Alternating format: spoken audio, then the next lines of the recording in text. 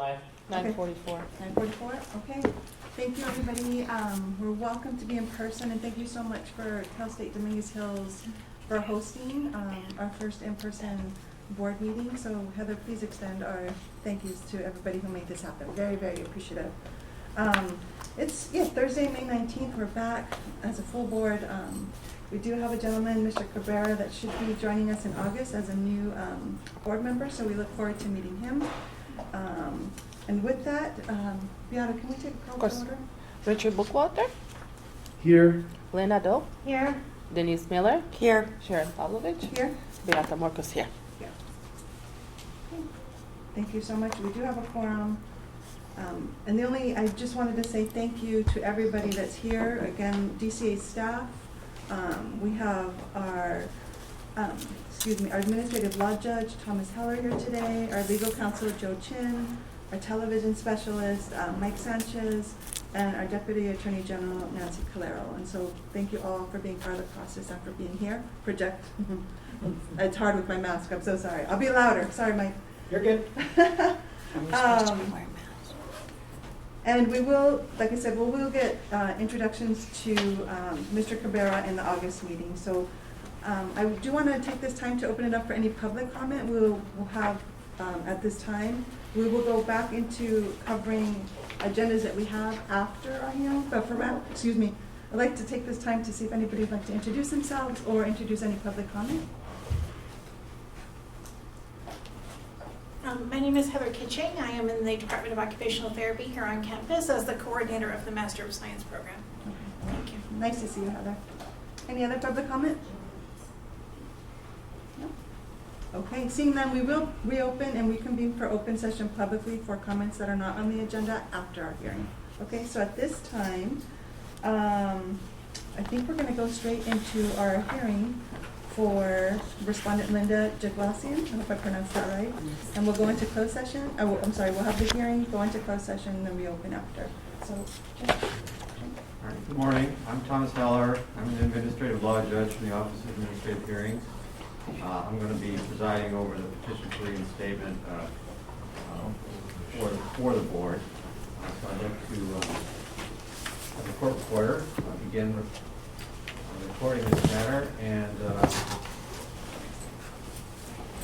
me just state a few matters about it. This is entitled "The Matter, the Petition for Reinstatement of Linda Jaglassian." It has a board case number of 20200001 and an Office of Administrative Hearings case number 2022040473. I'm going to ask each side to state their appearances, meaning state your name for the record. The court reporter is taking everything down here. I'm going to start with the petitioner. If you can state your name for the record, please. Linda Jaglassian. Thank you. Thank you, Your Honor. Good morning. Nancy Calero, Deputy Attorney General, appearing on behalf of the people of the state of California pursuant to Business and Professions Code 2570.32 and Government Code Section 11522. Good morning to you both. Ms. Jaglassian, do you have an attorney today? I do not have an attorney. I'm going to go ahead and speak on my behalf. Okay, let me explain to you, since you don't have an attorney, the hearing process briefly, your rights in this matter and my role. As I mentioned, I'm an administrative law judge. I work for the Office of Administrative Hearings. That's a state agency that holds the hearings for a large number of other state and local government agencies. Today I'm presiding with the board on their behalf on your petition for reinstatement. I'm not employed directly by the board. I'm not involved in the decision-making process. I'm just here to make sure the hearing proceeds as it should, and you're entitled to, you get the due process protections to which you're entitled. As I understand it, today's hearing is a petition for reinstatement. You have a request to restore your license before the board. In a petition case, you have the burden of proving that you're entitled to reinstatement. You can do that by presenting evidence on your behalf. I have some documents I've seen in our online system that have been presented by Ms. Calero, I believe. If you have other documents you wish to present during the hearing, you can do that. If you wish to testify on your own behalf, you can do that as well. I'll swear you in, and you can testify. If you have other witnesses to call, you can do that as well. Ms. Calero also has the opportunity to present any other evidence she wishes to in connection with the petition. And the board, if they have questions, they're going to have the opportunity to ask those of you and any other witnesses or of Ms. Calero if they have them. So the first thing I do in a petition case is I ask if either side wishes to make an opening statement. An opening statement is not evidence, but if you want to give a brief presentation about what the petition is regarding, why you're asking for it, you can do that. You don't have to give all your testimony at that time. It's just sort of opening remarks. Both sides have the opportunity to do that. You don't have to do that if you don't want to. It's optional. Then I hear the evidence from both sides, and then if either side or both sides wishes to make a closing argument as to why they believe the petition should be granted or some other result they believe is appropriate, they can make that closing argument as well. That's also optional, just as the opening statement is. So do you have any procedural questions before we begin? No, I have an opening statement prepared, and when it's my turn, I would like to present it, please. Well, then it's your turn, so why don't you go ahead and present your opening statement. Okay. Honorable members of the board, Your Honor, Honorable Judge Heller and Ms. Calero, thank you for the opportunity to stand here before you today. I am here today as a very humbled and remorseful individual. Several years ago, I took it upon myself to take advantage of an insurance program. I filed fraudulent claims for reimbursement from Aflac. I justified this to myself by thinking that they were a big insurance company, and I'm not asking for huge amounts of money, just a few hundred here and there to help with family expenses. They won't miss the money. I completely missed the point that what I was doing was no small thing. It was a crime and a felony, no less. Regardless of what I told myself to assuage my guilt at the time, I was wrong and I was caught. The board has the details of my conviction, as this was already litigated through administrative proceedings at that time. The ALJ had proposed 3 years probation, but the board felt that the punishment was not sufficient and rejected the ALJ's proposed decision. I was devastated. I know that there were additional administrative remedies available for me, but I no longer had the will to fight. I knew what I did was wrong and I deserved to be punished. I relinquished my real estate license. My massage therapy license was revoked. And then I received a notification from the Office of Inspector General and Medi-Cal that I was being excluded. I had lost every possible means of employment I had worked very hard to obtain. It was my own fault, and I saw at that time it was the punishment I deserved for the egregious fraudulent activities that led to my felony conviction. I did have my felony reduced to misdemeanor and that then expunged, but that was not enough for the board to feel that I had been sufficiently rehabilitated. Back in 2019 at my hearing, I truly hadn't come to terms with my conviction. I was ashamed and embarrassed. I didn't lie to the people I requested letters from. I downplayed the severity of my action and didn't disclose that I had been convicted of a felony and that this is why I was in trouble with the board.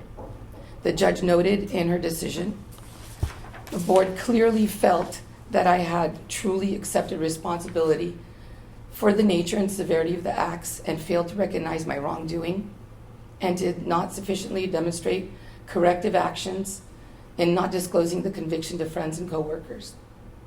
I wasn't exhibiting accountability. I didn't want to tell anyone I knew or worked with because I thought they would judge me and not be supportive. I had a felony conviction on my record now, and this is hard to accept even to this day.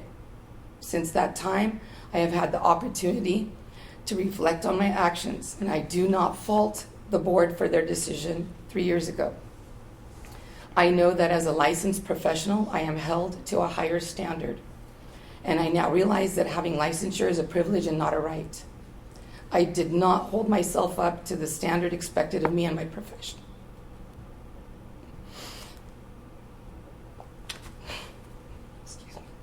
I now know that my actions brought no not only disgrace to me personally, but to the entire occupational therapy profession. I attended therapy to help me better understand the poor reasoning I used to justify my actions, and I have been completely humbled by my experience throughout these administrative proceedings.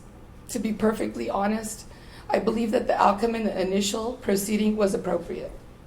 It forced me to truly be accountable and suffer the consequences of my actions more so even than the criminal courts.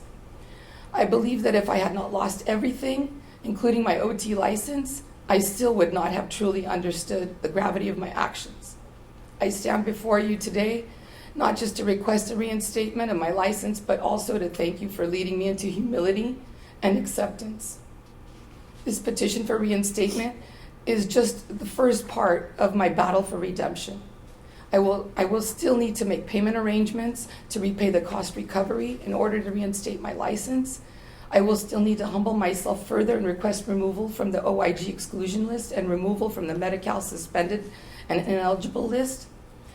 I cannot begin these battles until I'm successful at reinstating my occupational therapy license. The practice of occupational therapy has a high population of geriatric patients, and many are on Medicare and Medi-Cal, and it will be next to impossible for me to find a job with the restrictions on insurance billing. As stated, I cannot begin to get myself removed from these exclusions lists without reinstating my license. I also know that I have a cost recovery responsibility to the board. I would like to offer a reasonable solution to my dilemma and offer the board an option for reinstating my license. I am requesting that the board reinstate my OT license as probationary with the same terms and conditions as outlined in ALG's Bonhoeff's February 27, 29 proposed decision and order, but to toll the probation until I can satisfy the cost recovery and have my license reinstated so that I can begin the process of petitioning for the removal from the OIG and Medi-Cal exclusions list. In addition, I respectfully request that the board consider a reduction in cost recovery. I have been unable to work in my capacity as a licensed professional. I have been working for my family's farm, but inflation is affecting all aspects of the profitability of the farm. Importantly, my parents are now in their 80s, and I don't want to be a burden to them anymore. I want to be able to show them I have clawed my way out of this hole that I dug for myself and reestablished myself in my career of choice. I hope that the board can see that I am rehabilitated. Excuse me. And I'm ready to live and perform at the standard expected of me by the board. I humbly request that you consider reinstating my license and any terms or conditions you feel necessary to protect the California public. I was born to be an occupational therapist, and that is what I want to be. Thank you. Ms. Calero? Thank you, Your Honor. At this time, I would just like to provide a summary and timeline of the case. On February 10th, 2015, the board issued Occupational Therapist Assistant License number OTA 3079 to the petitioner, Ms. Jaglassian. It was on June 26, 2018, that the board filed an accusation against her, alleging that her license was subject to discipline because she was convicted of a crime that was substantially related to the qualifications, functions, and duties of an occupational therapist assistant. She failed to report her conviction, falsified or made incorrect, inconsistent, or unintelligible entries in the record, committed acts involving financial dishonesty, and committed acts which constitute unprofessional conduct. The accusation also alleged that she was disciplined by the California Bureau of Real Estate and the California Massage Therapy Council. The accusation was based on conduct that occurred during the period of June 2013 through February 2014, in which Ms. Jaglassian submitted fraudulent insurance claim reimbursements. On October 26, 2016, in the matter of the people of the state of California versus Linda Jaglassian, case number CD 267168, the petitioner pled guilty, or Ms. Jaglassian pled guilty to 2 felony counts of violating Penal Code Section 550, Subdivision B1, which is knowingly presenting false information in support of a claim for payment or benefit pursuant to an insurance policy. Pursuant to her plea agreement, the court dismissed 48 felony counts for violation of Penal Code Section 550, Subdivision A5, which was for knowingly making a writing for a false claim. She was sentenced on December 5th, 2016, and was placed on 3 years of formal probation, ordered to serve 1 day in jail with custody credits for 1 day served, ordered to pay fines and fees, and ordered to pay restitution in the amount of $7,730. Ms. Jaglassian did not report her convictions to the board within 30 days.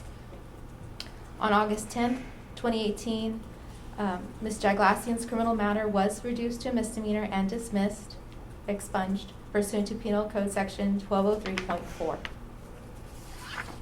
On November 21st, 2017, Ms. Jaglassian's massage therapy certificate was revoked based upon the convictions in the criminal matter. On April 26, 2018, Ms. Jaglassian voluntarily surrendered her real estate salesperson license. The Bureau of Real Estate had filed an accusation based upon the convictions in her criminal matter. There was a hearing, but ultimately this matter was resolved by way of voluntary stipulated surrender. Ms. Jaglassian admitted the truth of each and every charge alleged in the accusation. She additionally agreed to pay the agency the cost of investigation and enforcement in the amount of $8,412.50 prior to the issuance of a new or reinstated license. This stipulated surrender went into effect on June 24, 2019. On October 19, 2021, Ms. Jaglassian submitted her petition for early termination. The cost recovery remains outstanding in the amount of $8,412.50. At this time, Your Honor, at the end of the hearing, we will be asking that the court issue the best decision to protect the people of the state of California. Thank you. Thank you. I do have some documents that were uploaded into the system to use for the hearing. They were uploaded by Ms. Calero, exhibits 1 through 4, I believe. Is that right, Ms. Calero? Yes, Your Honor, and it is almost identical to the packet that has been passed out to the board. The only difference is the packet that we have in front of us, Your Honor, the order is the notice of hearing, and immediately after is the request to set. I had not included that in the uploaded version because the request to set is also filed in the section for the board supporting documents. So this packet has a request to set twice in the packet. I just removed it on the online copy so that it's only included once. So where is that in here? So the request to set is in the very beginning, immediately after the notice of hearing, and again in the subsection that says board supporting documents. It's the very last document in that section.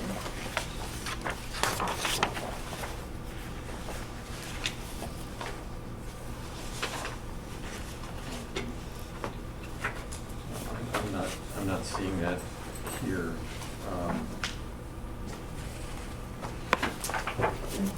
Well, okay, so there's a state agency request to set near the back, is that? Yes. So there's 2 copies of that document in the hard copy, but in the online copy, there's only 1 copy, but I separated the notice of hearing. I kept it as its own separate document. Perhaps I have a different copy here. All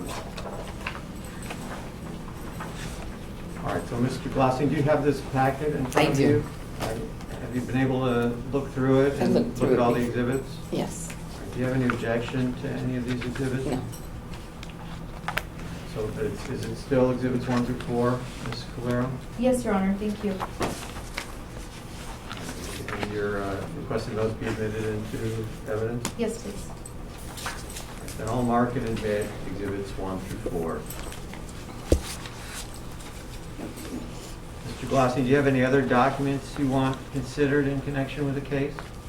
Your Honor, just the most recent continuing education certificates that are there, the 3 letters of recommendation that I recently provided. I just want that to be noted, especially the one from Grossmont Post-Acute, where I recently was in touch with my previous boss, basically, who is the director of the Grossmont Post-Acute, and I was in touch with her, and she wrote this letter on my behalf. Okay, so these are separate from this binder here? Yes. All right. Well, let me... I mean, they're in there. I'm sorry, they're in there. They're just new additions, that's all. Just wanted to put that into consideration. Okay. Well, do you wish to testify in the case so you can describe what these documents are? Well, Let me preface that saying an opening statement is not evidence, it's not testimony.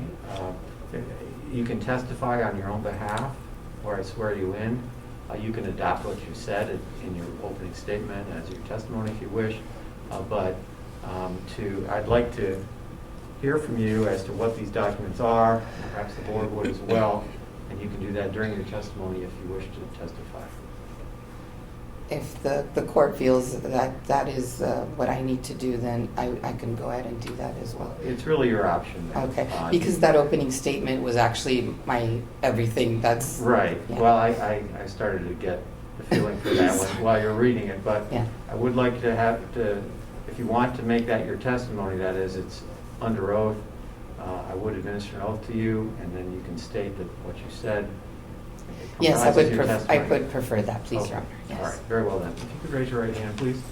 Do you solemnly state under penalty of perjury that the evidence that you will give in this matter shall be the truth, the whole truth, and nothing but the truth? I do. Thank you. So at this point, you can give testimony as to whatever you'd like with regards to the case that you want the board to know. If Ms. Calero has questions for you after that, she can ask those. If board members or if I have questions, we can ask those as well. But since you don't have an attorney, you don't have to question yourself or anything like that. You can just tell the board what it is you'd like the board to know. And as I mentioned, if you want to reflect that your opening statement, you adopt that as your testimony, you can do that as well. Yes. So right now, you may go ahead. I would like to adopt my opening statement as my testimony. Okay. Then, in terms of the documents you were describing, can you tell the board what those are in a little more This detail, please? Very recent ethics courses that I have taken, and I just wanted to point that out, as well as the 3 more recent letters of the character reference letters. Those are in there from my executive director from my previous position, and 2 other character letters as well from 2 good friends of mine. Thank you, Ms. Calero. So are these in either case lines or in the binder? They're all there? They're in both, yes. Okay, so have they already been admitted as part of exhibits 1 through 4? Yes. Okay, thank you. All right, so those are already admitted into evidence then, Mr. Gladstone. Is there anything else beyond your opening statement that you'd like the board to know, describing circumstances of either what happened or what you've been doing since your license was revoked, why you want reinstatement, anything like that? Yes, I've been working with my family business, in the farming business, my parents, and I've been going back and forth from San Diego to Fresno because the business is in Fresno, Madera, California, and it's been very difficult because I've had to leave my family in San Diego to go work for my family in Fresno, and it's been very daunting, it's been difficult, and it's not exactly, although I love to help them, but it's not what I want to do in life. It's not my passion. My passion is occupational therapy. My passion is helping those patients that I love. I mean, I was so good at it, and it was like just so natural, and it was just everything that I was I believe I was like born to do. You know, it was just that niche in life. I finally found what I wanted to do and I was so good at. And I really want to get back to it. And I really want to reinstate this license. And hopefully the board, you can see that I mean what I say. And it's with my entire being that I say this here today. Because that's really what I want to do and that's who I want to be and that's who I am. Thank you. Thank you. Ms. Calero, do you have questions? Yes, I do have a few questions.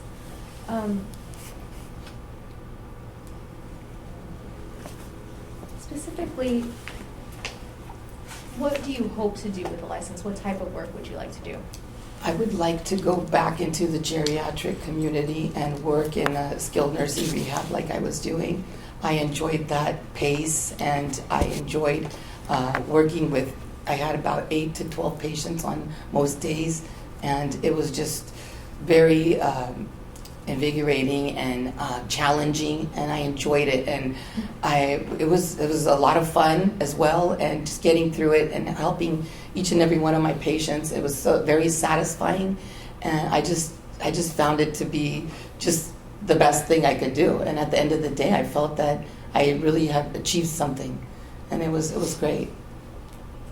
Going back to excuse me, the incident which led to your license being disciplined, it appears that some of the actions you took was due to your financial situation.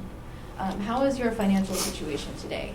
Well, the difference back then was I didn't ask for any help. I was afraid to ask. I didn't think I could get the help that I needed if I was to ask, just because, you know, how frustrating, you know, I'm over here, I'm trying to make it, but then at the same time I gotta run to mommy and daddy and be like, help me, and I didn't feel they would, because also my lifestyle, you know, it's not what they intended for me, you know, and it's not what they were hoping. So I feel like I let them down, and I didn't want to continue to let them down by coming to them and asking for more financial help and this and that, and it was just something I just wanted to take care of my own. But I realized today that that's not something I'm ever going to take on my own. If I'm in some type of trouble or if I'm in need, there's resources, there's ways, there's someone out there that can help. And I know now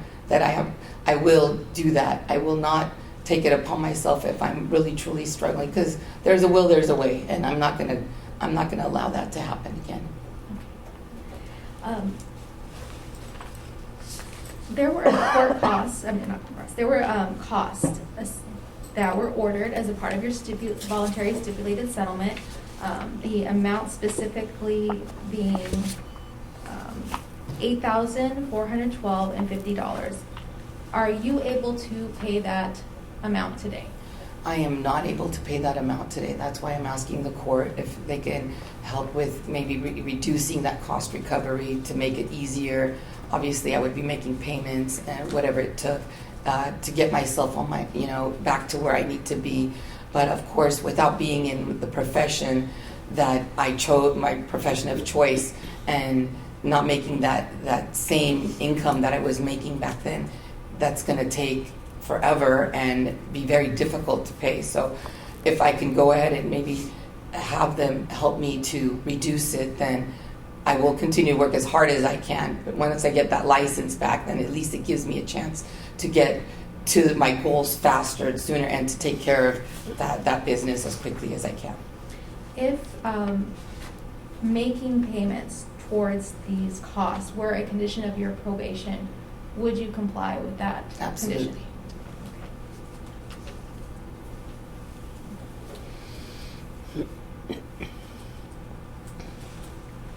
Why do you think the board should give you another chance?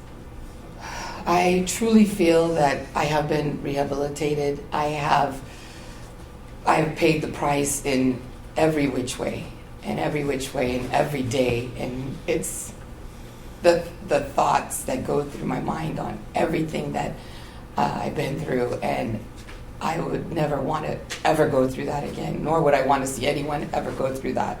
It was terrible, it was horrible. It was like a nightmare, reliving it over and over again. And know now, I mean, that was just very dumb, and it was stupid, and it should have never gone there. And I don't know.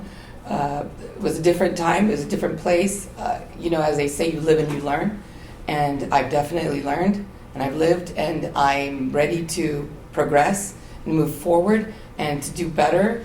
And I'm not that person. I am better than that, and I know that. And I know that I can be that person and even better than I was. And I just want to get back to the progressive road. I'm ready, and I know it. And with your help, I could get there. I'd really appreciate it. Thank you. Just taking a step back, I probably should have asked you this before the last question, but did you successfully complete your criminal probation? I did. I completed everything. I completed actually in advance. I believe it was 18 months. I was done, and I got expunged. It was finished. We paid the restitution and everything, and I was complete. The restitution was paid in full? In full. And that was $7,730? Correct. And then there were all these court fees and everything else. So it added up to something a little over $10,000, I believe. Okay. And that $7,730, was that the amount that you owed to Aflac for the money you had taken? Correct. Your Honor, I do not have any further questions at this time. Do members of the board have questions for Mr. Glacier? So I noticed that, I heard that you spoke about a real estate license and a massage therapy license. Are you going to pursue those back? And if so, have you gone to those boards? Actually, in all honesty, I don't have any desire to pursue either of those. I was good at them, especially the massage therapy. I've been doing it forever. But my passion really is in the occupational therapy. That's why I'm here today. I want to continue this. This is where when I started doing occupational therapy, it was like a new world for me. I felt like I finally found my passion. I found my place in life. And I don't have any interest in pursuing other things except for this. Thank you. Yes, hi. I read the letters from Grossmont Post-Acute, and I understand that you worked there for a time, and I thought I read that you were in an education program earlier. How many years were you working as a CODA, as an OTA, at Grossmont Post-Acute? It was approximately 3 years, a little over 3 years. And was that your first position out of Correct. your education program? Yes. Okay. So it was 3 years before your suspension or conviction or Yes. separation. And is that's a nursing home? A skilled nursing skilled facility. nursing facility. Correct. Is it independent or is it part of a network of skilled nursing facilities? Network of skilled nursing facilities. And do correct. they have a rehab agency? A lot of them have a separation between the management of the facility and then the rehab corporation is a separate one with It was a separate big structure. corporation, and they had multiple buildings throughout San Diego and actually other cities as well. So what was the name of your actual employer? Was it one of the rehab agencies? card? I believe they're called Ensign. Ensign. Ensign. ENSING? Yes. So, and they when you were with them, did they have a structured, organized kind of training program for the therapists at that facility? We trained as we went. Like, we did a lot of in-service, and that's pretty much, and our supervisor would go over the in-services on a weekly or every 2 weeks basis, whenever it was, and that was pretty much our training. Okay. Did you have an electronic Device. record, Yes. medical record system? I had an iPad, and that is which I documented all my patient care on, and pretty much that was it for the day. Okay. Thank you. And then you mentioned that the felony was expunged, that your record's been expunged. Correct. And the duration of time since the crimes that were committed is about 8 years, it looks like. at this Correct. point. It's been, almost maybe 9. Okay. Yeah. I have no more questions. Thank you. The board members? I have questions. Just a point of clarification. In one of your letters from Catherine O., she identifies that you surrendered this incident took place long before you were a CODA. Correct. Is that correct? That is correct. Okay. So you weren't practicing as an assistant at all when this took place? I was a student. I Okay. had no state license or anything. So, and then in this, I've read your different letters from your references and such, but have you, can you just talk a little bit about your professional, when you, every year, your competency? Can you talk about a little bit about your evaluations Sure. and areas of strength, areas of weakness as Okay. an occupational therapy Sure. assistant? Since I was there 3 years, I got like an evaluation between February and March. The supervisor would pull us to the side and do our eval. On the very final year, I didn't get it because she was supposed to do it and she didn't. But those first couple years, pretty good. I definitely team player. Those were strong suits. Also, I handled the tasks in a timely manner in which was asked of me. Because as you know, we're very much on a timely basis in the skilled nursing facility. We have to get it done we have so many patients we have to see in so many hours. Handled that, as well as worked well with the other CODAs and other physical therapists. We worked together as a team. And I was very in communication when I needed, I had a problem or I needed something. I knew exactly where to go. I'd go to the supervisor, talk to the person I needed to, and handled that, and everything went well. I had no problems with anyone. No one had any problems with me. Patients loved me. I loved them. I was on board with everything that needed to be done. Thank you for that. I have just one more question about the packet that we've received. This is just logistical questions for you because everyone tallies it a little bit different. Specifically, I'm going to ask you about each course, and I just want to know how long it was. Okay. So, ethical considerations and rehabilitation, you received .2.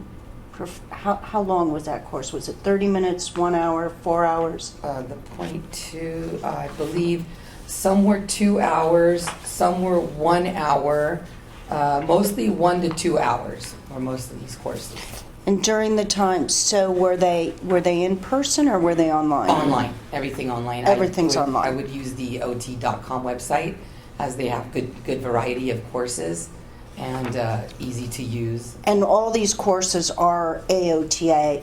Correct. That's what the certificate Exactly. is. Okay. As it states even right on the bottom. So, right, I saw that. So, of all these, how many hours of ethical training would you say you have if you had to combine all of them? Are you talking about more recent or? Of these certificates, I just want to know if it was 3 hours. Oh, the recent Yeah. ones I did was about 7 hours. Okay, thank you. I have no more questions, Your Honor. I have one question. Do you have- Ms. Jaglassian, I want to make sure I get that right.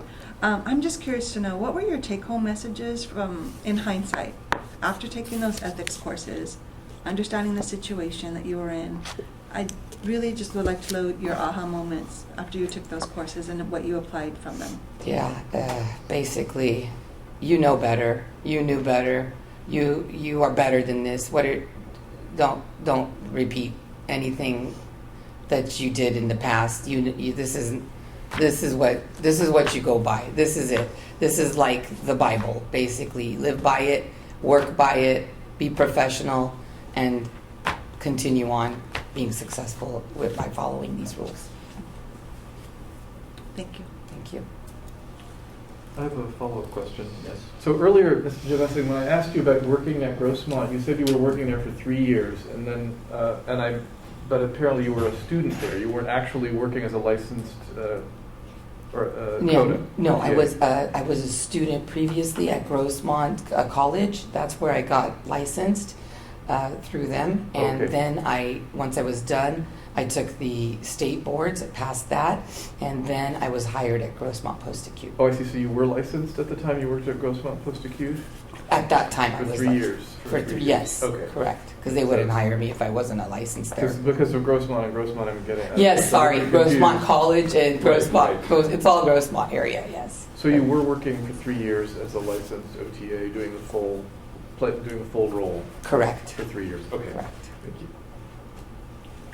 Any other questions from board members? Ms. Calero, any follow-up questions based on anything the board asked? Not with Forrest, but could I ask just a follow-up question with her financial situation, Your Honor? Yes. Yes. Okay. So I just wanted to, I know we touched upon the cost. You were asking for a reduction. How much of a reduction are you asking for? Well, I mean, of course, it's up to the board, but I would be hoping at least if maybe they could cut it in half. That would be definitely more doable and helpful to get to that, finalize it, because I would like to pay it off faster, as fast as possible, so then I could, move on, and also the probationary period and everything would kind of, I believe, would follow through a little easier and faster. And how much do you think you can pay, let's say, per month? At this point, I would be in agreement with, because of the financial situation, let's be real, I could do like $100 to $150 a month.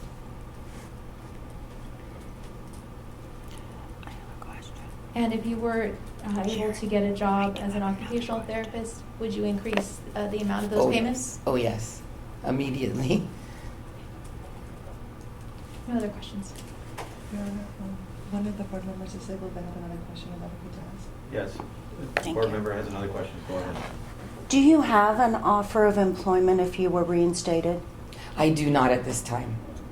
And can you just quickly, I know you outlined it in your opening testimony, but can you outline the steps back to if you are reinstated, you then do what? I'm reinstated. Basically, I would hope, I believe it's a 3-year probation that you put me on, and then I would start immediately by getting the license, and then I believe I have to get off of the lists, the exclusionary lists. Do you know how long that takes? That's the thing. So I'm going to go straight to work on that. I mean, it could take a year. It could take a year and a half, 2 years, depending. But I'm going to go to work like right away on that. And but having that license, I can do that. Without the license, I can't do it. So that's why I need that license back. And right away I'm going to start sending my letters out. And I'm just, that's the only thing that's kind of stopping me.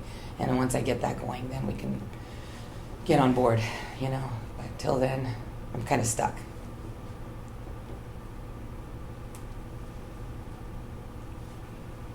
Thank you.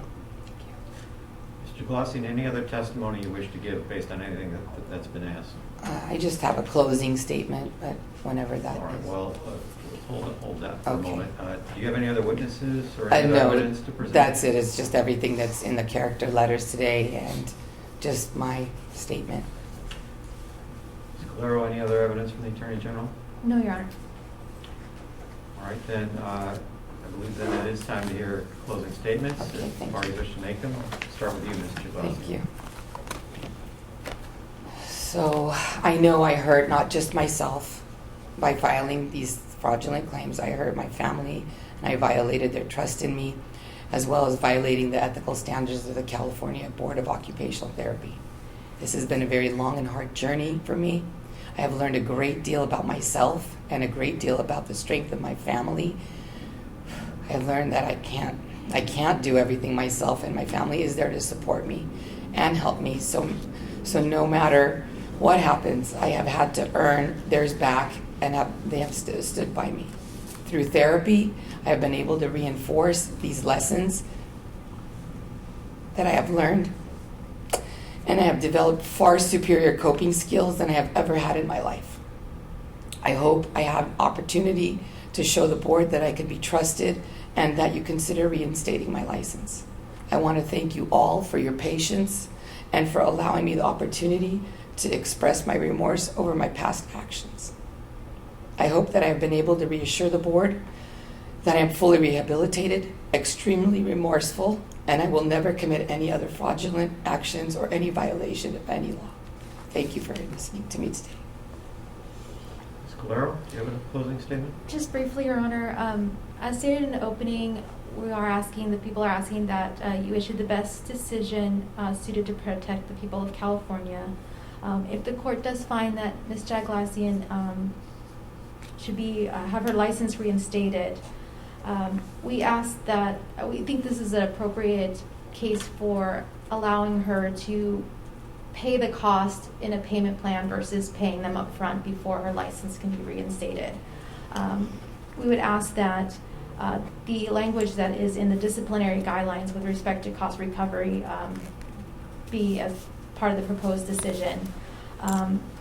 There is language in the disciplinary guidelines that state that the board shall not renew or reinstate the license of any respondent who has failed to pay all costs as directed in a decision. We would ask that Ms. Jaglassian be able to reinstate and renew her license if she is in compliance with paying her cost recovery as outlined in her payment plan.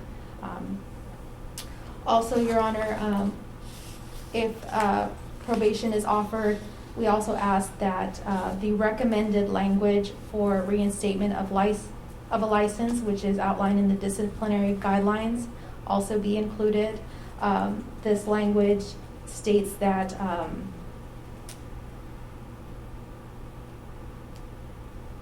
the requirements, all licensing requirements are to be completed within 2 years of the effective date of the decision. And if a license is not issued within 2 years of the effective date of this decision, the petition is ordered denied and a new petition for reinstatement will be required. So we'd ask that that language also be included along with standard terms and conditions. Thank you. Mr. Glossian, any final comments? The only thing I have to say is I thank you again for your time, and I really love what I did, and I really want to get back to it, and it's in my DNA. That's all I'm going to say, and thank you for listening to me today, and I hope to one day be right back being an occupational therapist again. Thank you. Thank you. And that will conclude the hearing. The board will consider the matter in closed session and issue a written decision on your petition in due course.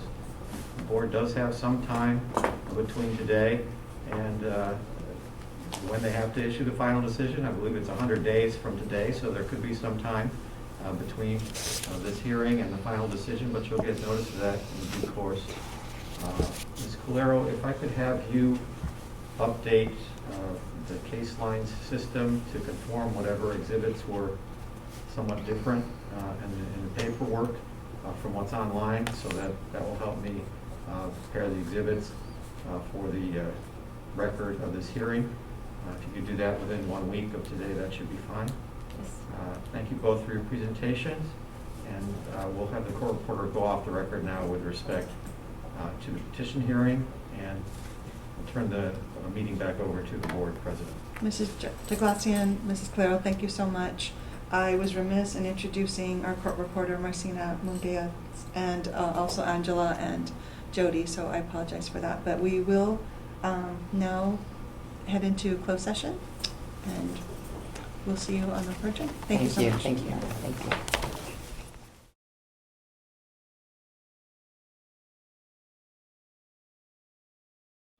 All right, it is 12:58. We're reconvening an open session for the Occupational Therapy Board of California. Beata, do you mind taking a roll call to see if we have a quorum? Of course. Richard Bookwalter, Here. Elena Adel, Here. Denise Miller, Here. Sharon Pavlovich, Present. and Beata Marcos present. We have a quorum. Thank you so much. We're going to start with board member remarks. And information only, no board action taken. I understand, Board Member Miller, you wanted to share some? I'm going to wait till tomorrow. Oh, you're I gonna saw wait it till on tomorrow? the agenda tomorrow. Yeah, Oh, good.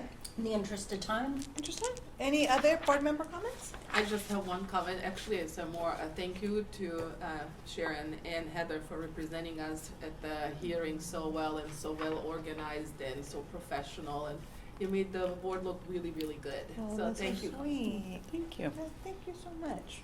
That was a learning experience. Can imagine. I loved it. Loved it, love it. Thank you, Beata. Thank you. Any other comments? No? Okay, we will revisit, we promised to revisit public comment, because we kind of moved the trajectory around today with the hearing. So we do have a couple things that we have in our packet, and you'll see all the public comments here, so I'd like to just kind of highlight some of them.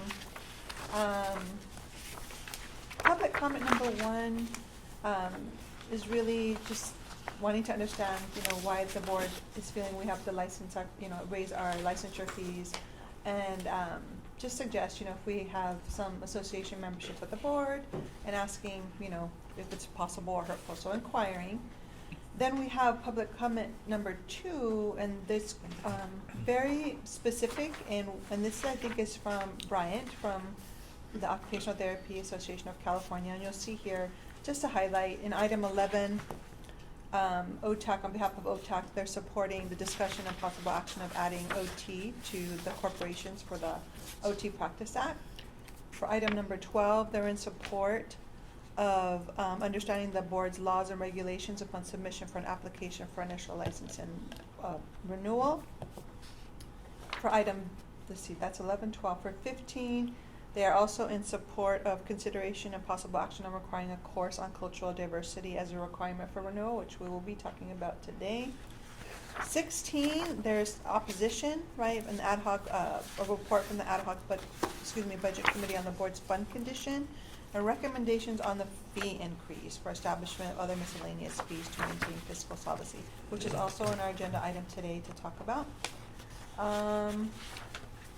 And then there's just kind of some notes at the ends, trends, revenue, kind of wanting a little bit more information. And then regarding item 23 for tomorrow, which is all the bills that they have there, and they specifically say they support AB 2671, the sunset report. So that's from Bryant and OTAC. Any? I actually have a question, just a point of clar- Oh, as an individual? Because the OTAC one is the I'm number As a five. point of clarification, I just have a question. Mhm. These public comments that are in, we will be able to consider them on this agenda, or we have to discuss to put them on a future agenda? Correct. To put on, do you want to put them on a future agenda? Except for the ones about the fees that they can be discussed under item 1617. Mhm. Okay, so, do you need a motion? If we want to put them on, unless they're on today's Well, agenda, yes. they are kind of on the agenda because we're looking at all these bills Mhm. on our agenda. So we'll have an opportunity to discuss them because Mhm. most of them, I haven't done a crosswalk to Mhm. make sure because I just got these, but I Very think cool. most of them are on our. Yeah, the licensure one, So we can discuss them? You can discuss them under this item to put them on a future agenda, or you can discuss them when the board is looking at item 16 and 17 regarding. So we can do the latter? Yes. Okay, great. I'm not- Because I'm because the not- fees are under 1617, and then the Mhm. bills are going to be tomorrow be making under a motion. 23. Okay, thank you, Board Member Miller. Okay, any other discussions before we go to the other public comment? Richard, I see you kind of pondering, is that just like? Yeah, I just, Ponder. no, I think that we don't need to put these, Okay. do a motion to put these on a future agenda because I think there's enough. Okay, There's five. They'll be covered. Let's go through all five. excuse me? Let's go through all five first. Okay. That was public comment number 2, and I'm sorry, that was Bryant Edwards as an individual, not as Representative OTAC. Public comment number 3, very short, but from a California Supervisor of Occupational Therapy. It says, it's been brought to my attention that the price for occupational therapy license fees will be raised. I was hoping for a little clarity as to why this is and how the funds are being distributed. Many of my staff are concerned with the news and attempting to anticipate what the future will look like with those wages staying the same, and yet cost of living wages, and now possibly the license fee. And they're asking, for a comment or return convenience. I would greatly appreciate this so I can have my staff stay informed. Any comments to public item number 3?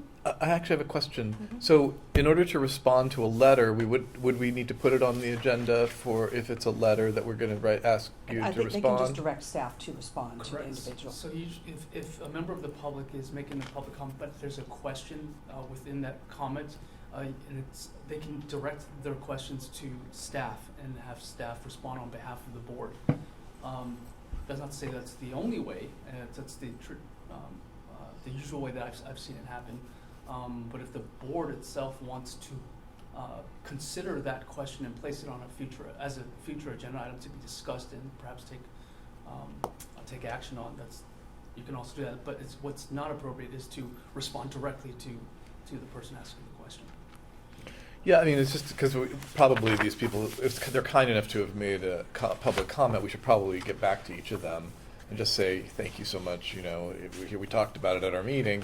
And then this one, we might want to do an actual letter in reply for OTAC. I was just thinking, that's my thinking. Did anybody agree with that, or? Do you want to make a motion so that the staff can address this in the letter? Sure. Yeah, I'd like to move that we direct the board staff to respond to each of these comments, thank them for their comment, and identify how we've discussed them in the meeting minutes for this meeting. And he lumped them all together to discuss all of them. And so that's for all of the ones, even though you've only talked about 1, 2, and 3 so far, but that's for all of them? Because there's 5 total. Yeah. Okay, I meant, all right. I meant all 5. Two recs, yes, okay. I meant all 5. Yep. Okay, that's a motion. Is there a second? Would you mind taking a roll? Yeah. Richard? Right. Public comment on items. Public comment? Public comment? No? Okay. Okay, sorry about that. Richard Goldwater? Aye. Lena Dole? Hey. Denise Miller? Yes. Sharon Pavlovich? Yes. Dr. Marcus Ness? Yes. So we still have to go for 4, 5, 1, 4. You have to go through 4 as well, Yeah. but yes, but being a motion. Motion carries. Thank you very much, Greta. Who's the second? President Pavlovich? I will. We have to. Okay, motion carries on that. Let's see, public comment number 4. Also from California, licensed and registered OT. It's been brought to my attention that you're considering raising fees for maintaining our OT license. I'm interested in where our fees go currently and why the need for the increase. I understand the price of everything is going up in California.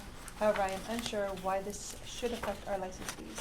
With inflation hitting us from every angle and the extreme state budget surplus, do we really need to be hit with an increase in our license fees? I'm not sure that you nor the rest of the government officials realize that OTs are middle class. We are not getting raises, but yet we are getting taxed and hit with inflation beyond what can be maintained.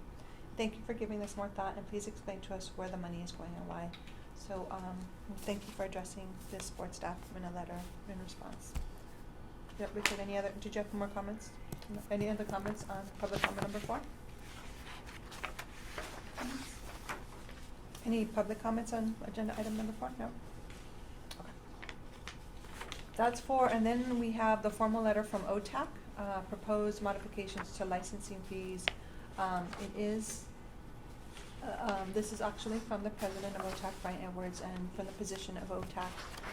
So I'll try to highlight instead of read everything, but it says, on behalf of OTAC, I'm ready to express our concerns with potential license fees increases for occupational therapists and occupational therapy assistants. They go and they give a description, of course, of how many licensed practitioners are in the state of California. They acknowledge that they appreciate the role of the board in the oversight of enforcement and clinicians in our Practice Act.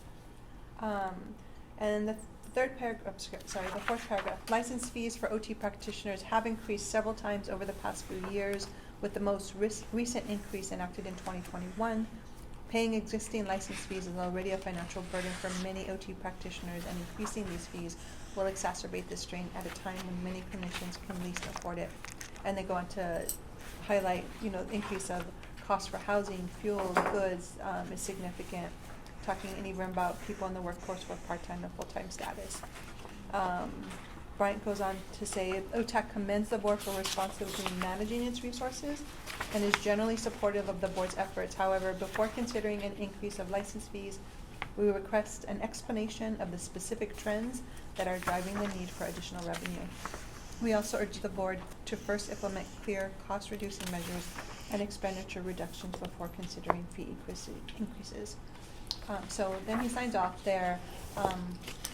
We have the motion also to present a letter to OTAC. Is there anything else we want to talk about here in terms of the letter? No? Any comments from public regarding OTAC letter? Okay, so thank you for board staff for writing those letters and responding. I know it's been a discussion ongoing, and I look forward to the discussion we'll have for 16 and 17. Okay. Thank you for that. For public member comments, and then we'll continue with the regular agenda, which is review and vote on approval of the November 4th and 5th, 2021 board meeting minutes. Is there any discussion for that agenda item? ask a question about public comments? Would that be okay if I ask our attorney? Do you mind just, I'm confused that we were able to go into such detail about all those public comments. Could you just briefly tell me how we were able to do that? What do you mean in so much detail? Usually we receive a packet of comments that day, and what's been told before is that we can make a motion to put it on the agenda. I think it's great and timely and good that we get to discuss them, but how can we get to do that today? I mean, just to read them out and to discuss each of those comments? If they weren't originally on the agenda, do you understand what I'm asking, Heather? Yes. Oh, right. Okay, It no, applies no, to you're right. current agenda items is Correct. That's, So if you were to agree with something somebody had said and then said, hey, we should consider this and direct board staff to put it on a future agenda item. That's, you still couldn't take that action, I guess, today, but that's something that you would discuss with board staff. So, for example, this letter is about our dues increase. That is on the agenda for today. Is that Right. why we get to consider it? Yeah. Because it's already on the agenda? Right. Okay. Okay, thank you. Could these have been placed under those agenda items instead of in this section, just as a they matter? could have, yes. Yeah, so Yes. it's just Okay. a choice. That's right, well, yes. One way or yes. another, yeah. Thank you for, Then we could have had nothing in this section, and they would be in the other And- items. Right, and then also number 4, public comment, it's for items not on the agenda as well, and we don't know when the public comment is coming in, if it's about a current agenda item or something in the future, so. Maybe to the board point that would if it find was- something in the comment that was Right, a I want to talk different about agenda advanced item. practice regs, for example. Oh, that's a good point. Do we all want to put it on a future agenda? We can talk about it later, kind of thing. But this is like, these Thanks. items are specifically thanks for on the letting me agenda. ask the question. Thank you. Sorry, I don't mean to cut in. No. Any other board questions or discussion? No? Okay. Agenda item number 7, review and vote on approval of the November 4th and 5th, 2021 board meeting minutes. Any discussion with those meeting minutes or any motions? I move that we approve the board meeting minutes for November 4th, 5th, 2021. There's a motion by Lena, Second. second by Denise. Before we take a vote, Board is there any comment. is there any public comment on the meetings for November 4th and 5th? No, I see no. Can we take a roll call vote on that? Richard Buchwalter, Aye. Lena Dell, Aye. Denise Miller, Yes. Sharon Pavlovich, Yes. and Beth Marcus, aye. Motion carries. Agenda item number 8, review and vote on approval of the December 1st, 2021 board meeting minutes. Any discussion or motions? I move that we approve the board meeting minutes for December 1st, 2021. There's a motion by Linda. Second. Second by Denise. Any public comment regarding the December 1st meeting minutes? I see none. Can we take a vote? Richard Buchwalter. Aye. Lena Dell, Aye. Denise Miller, Yes. Sharon Pavlovich, Yes. Beth Marcus, aye. Motion carries. Agenda item number 9, review and vote on approval of the February 15th, 2022 board meeting minutes. Any discussion or motion? Aye. I move that we adopt the minutes for February 15, 2022 as written. Second. Richard has a motion, Beata seconds. Any public comment regarding the February 15, 2022 meetings? No? Okay, seeing none, can we take a vote, Beata? Richard Buchwalter, Aye. Lena Dell, Aye. Denise Miller, Yes. Sharon Pavlovich, Yes. and Beth Marcus, Yes. Motion carries. Okay, Yeah, just cruising right along. I know. Agenda item number 10, report from Board President, myself, on March 10th, 2022 sunset hearing and responses to the issue and recommendations identified in the background paper prepared by committee staff. So before you, in that section, we had the current sunset review issues that were addressed, and you'll see, as in the packet, right? There was a background, there was our response to each of those issues. Let me go over here really quickly. In addition to the current sunset issues, Chairman Thurman had asked us to address previous board issues. What we find after that, they wanted some closure on some of the issues, which you also see the responses and the background to those as well. So is your pleasure, just any comment, do you want to go by them one by one, or do you have any questions on a review of the basic things? Do you want me to go by one, or just kind of ask? Doesn't matter. Pleasure of the board.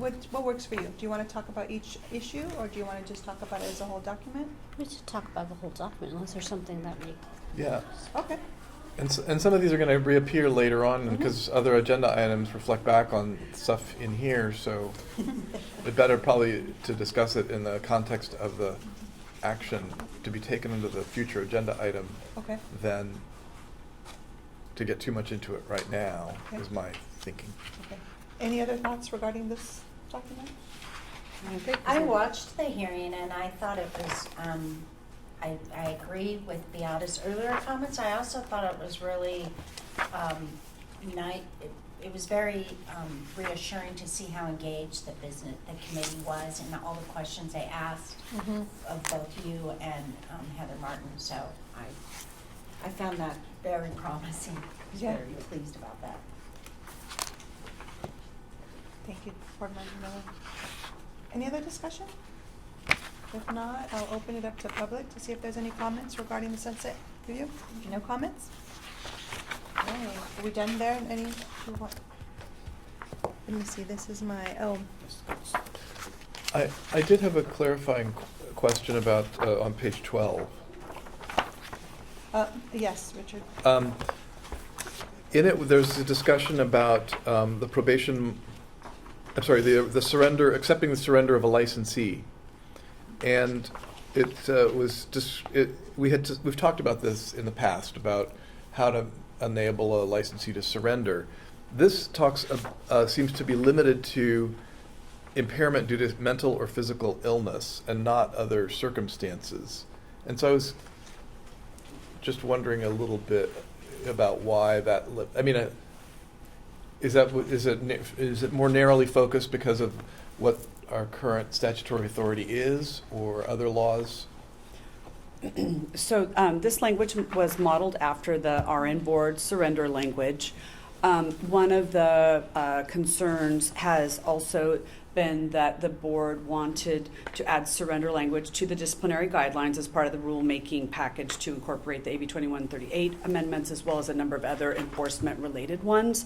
And the way with the rulemaking process, there was a concern that once the package is completed and all the public comment, et cetera, and the board adopts it, that there was a concern that until the package is submitted to OAL, the board, it could be rejected in terms of not having based on a statutory authority. And so that's something the board wouldn't know till a year from now, for example. So because this is language, again, it's only based on one board, there are 2 or 3 others that have similar language. It was not out of alignment, if you will, to ask that the committee carry that language. And as you can see, the bill, the board's Sunrise bill following the background paper, it does not include that language. But in terms of if the board wants to move forward, the board have to do a little bit more work on, trying to convince the committee to add that language. Thank you. That answers my question. Thank you, Richard. Now, Heather, remind me on this document that's right after here, this is from Mark Berman, the chair of the Assembly Committee on Business and Professions Code. Now, this is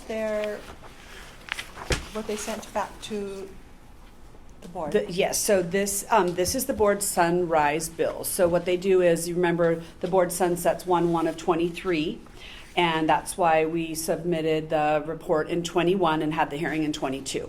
And so they introduced this legislation changing that 1/1/23 to 1/1 of 27 to allow, again, for a rolling 4-year sunset review process. And in this, though, and I think you might be talking about it a little bit later, but from the background paper, you could see that the committee recommended that the board, look into, well, why aren't occupational therapy professional corporations included in the Moscone-Knox Act? And so at the time, the response during the hearing and the response document was that, the board will discuss this in the future. They went ahead and added to this bill amendments to the corporation's code to add the occupational therapy corporation. So the document following the background paper, I'm sorry, this is the analysis of that bill, but if you go to page 8 and 9, you can see that they went ahead and have put into the bill the information, adding the occupational therapy corporations. As a standalone, though, that does nothing, which is one of the reasons why the board needs to discuss it under another item. Do you want to do this? And that's carried specifically under this bill, under item 23 of the legislation for the board to consider.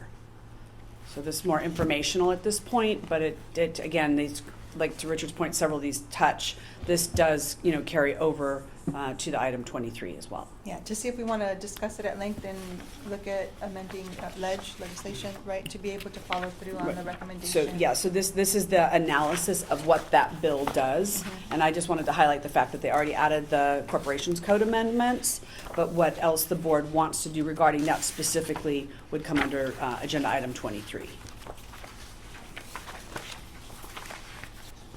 And so we can talk about this 26. And also number 11, it comes under the next agenda item, agenda item 11. Yes. There's a lot of moving touching. parts. Yeah. Any discussion on this for right now, or do you want to wait it for that agenda item later? 11, Okay. I'm ready to talk about it under agenda item 11. I'm just checking. Am I pushing too hard? No, we're good. Ask for public comment. Yeah. Any other board comments? Any board, public member comments regarding this document? No? Okay. We will discuss it as it's in our agenda item. Okay. Agenda item number 11, discussion and possible action and on adding the Occupational Therapy Professional Corporations to the Occupational Therapy Practice Act, where we can discuss it now. What are your thoughts? So, well, I was reading that, the bill analysis in the last agenda item. I was writing all over it saying, I don't understand this. How come occupational therapists don't appear under occupational therapy corporations and doctors? And then I'm like, then I read this, which has the whole statute, and it says, oh, none of them has that. The medical corporation doesn't include, it doesn't include medical doctors. It includes licensed doctors of podiatric medicine, psychology, all these other professions are under the, so I found it just an odd, I was like trying to wrap my head around the legal language here and how a medical corporation is implied to be run by doctors, I guess, but all these other people can participate who are not doctors, and that seems to be the order of it. Is that, am I looking at that correctly? I know when I was looking, because I highlighted all the sections when you see who is underneath, medical corp, podiatry, psychological. So it's interesting because I don't quite understand. Yeah, because why wouldn't a doctor, medical doctor, a physician be under a medical corporation heading A? Legally, it doesn't. Is it because it's called a medical corporation and then there's other language in the law that says that's got to be under the medical board's licensure? So, can I respond? Please, I'm not trying to interrupt. Please do respond. So, the reason we provided the whole Moscone-Knox Act, and the reason that I'll just keep going. And the reason they don't mention them is because if you look at the beginning, it talks about a professional services by individuals licensed by. And then down below under D, licensed person, it talks about means any person who is licensed under and rendering, services rendered by the professional corporation. So they all kind of like tie together. And so for that reason, Occupational Therapy Professional Corporation does not need to say occupational therapist. You have to be a licensed occupational therapist to establish an occupational therapy corporation. And that applies to all the other ones. Because of the definitions under D. Well, yeah, A, B, and D all go together. A, B, and D, yeah, okay. Right, and so it talks about the person who's licensed, who provides those services, could, be a professional corporation, and that's where they kind of all tie together, and you So- don't have to specify that Okay. license type. You're not Thank going to you. have a licensed OT be a PT corporation, right, for example. Okay. That's helpful.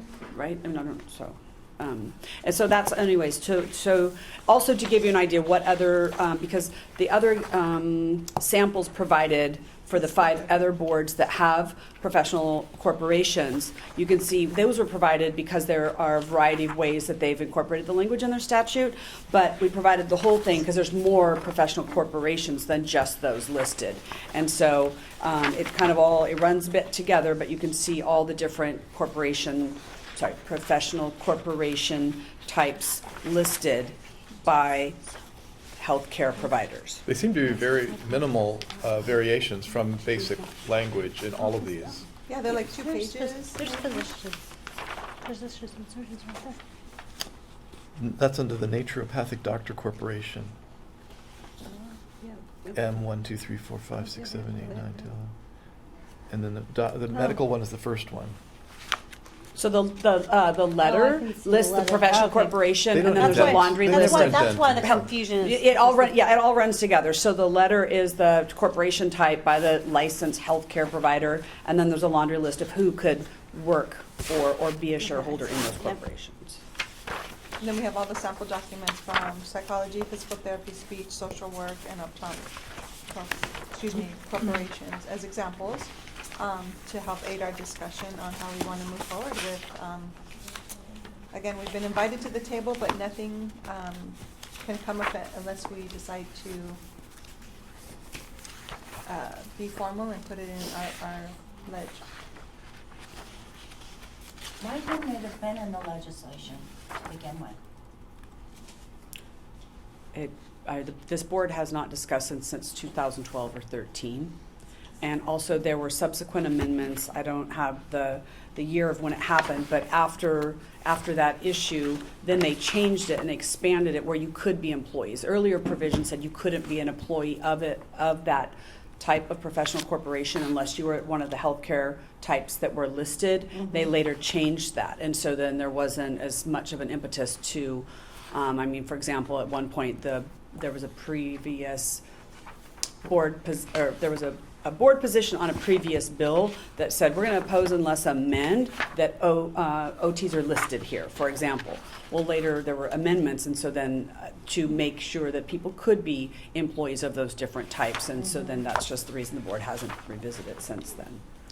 And now with the sunset hearing, just to Mhm. make sure I'm tying this together, and the suggestion, so what I've heard is the assembly did ask us that question, made the suggestion. Correct. We've had the sunset hearing.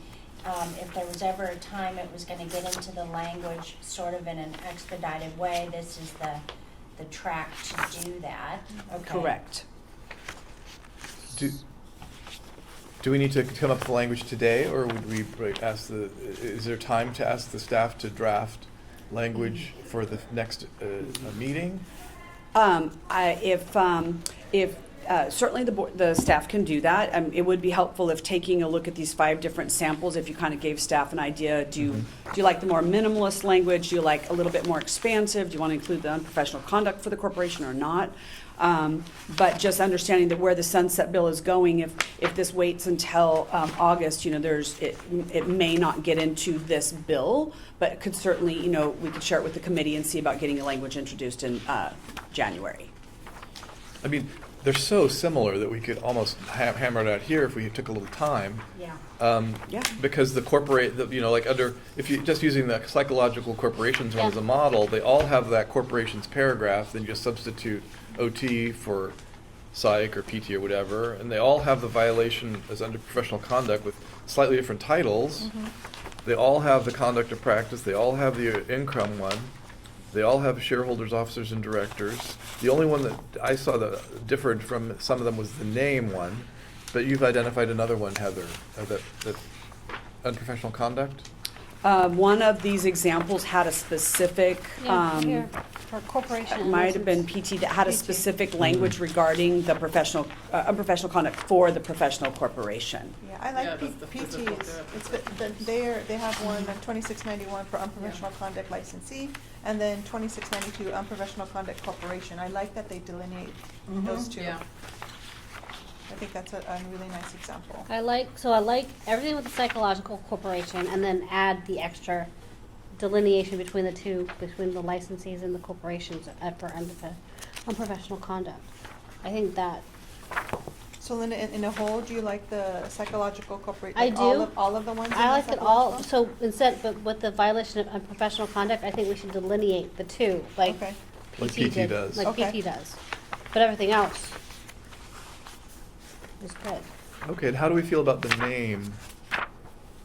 Some of them do use a reference to another subdivision, C of section 2902.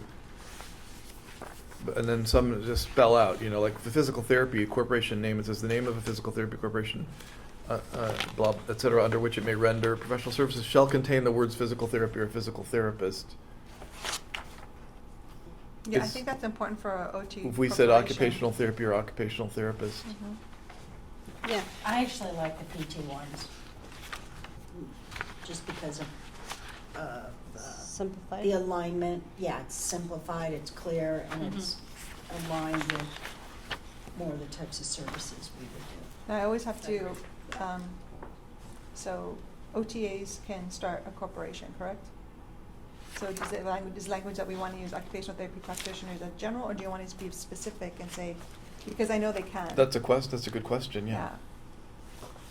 Because I don't want to be doing. So I was recently informed, I don't know if this is what you, but I was recently informed by an instructor that I teach with that that the new trending is to call OTA occupational therapy practitioners because Right. it incorporates everyone. Have you heard that? Mhm.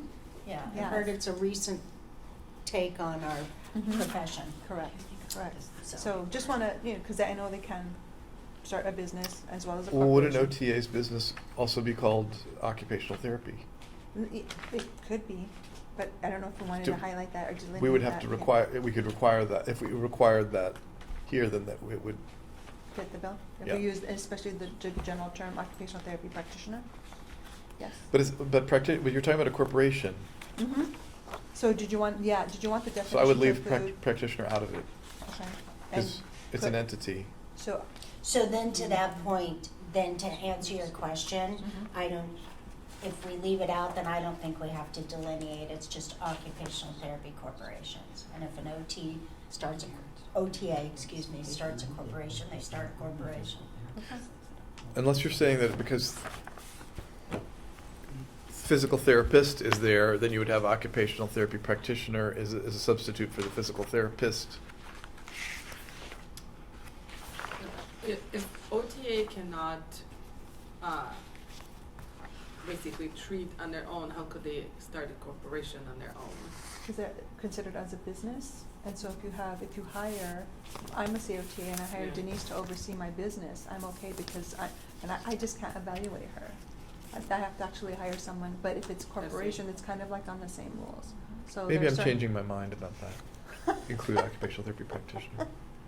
There's Well, the guidelines point for being sure. is that if we really do go down that path and we think of it reasonably, an occupational therapy assistant who opens an occupational therapy corporation and puts themselves out there to be an occupational therapist is gonna end up before us anyhow, so I think we're safe. Right? I mean, soon enough, there's It's gonna be billing. a violation, yeah. Yeah, there's billing, I mean, so I don't know that we have to delineate, and I'm really thinking out loud. I think my thought on that is, why would we? Because, it's covered. I guess, I mean, if they bill, there's gonna be, if there's a consumer issue, if there was harm or something and there was not a protection of the consumer, that consumer is gonna likely file a complaint so aren't we going to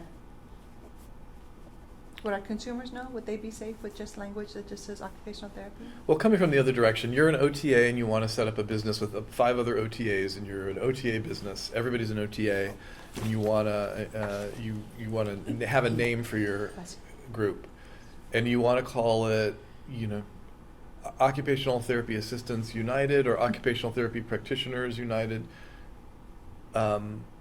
That would fit in if occupational therapy is a requirement in the corporation name. Mm-hmm. And the physical therapists have that they actually have it on corporation name. Yeah. So if we were. And then they also have physical therapist there. Mm-hmm. So, but that, so you have a. Well, A so could corporation. we put occupational therapy or occupational therapist or occupational therapy assistant? Is that what you mean? Like spell it out? Something like that. I could. Or I practitioner. could see that. And then we could also add practitioner. And have those 4 things. And- That's inclusive. Well, we could, and then to deal with what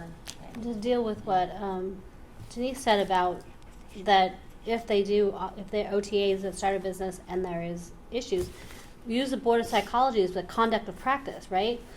The psychological corporation shall not do or fail to do any act that doing which or failure to do would constitute unprofessional conduct under the statute of regulation now or hereafter in effect. So if an OTA started their own business and started billing stuff, and they're violating the code of practice,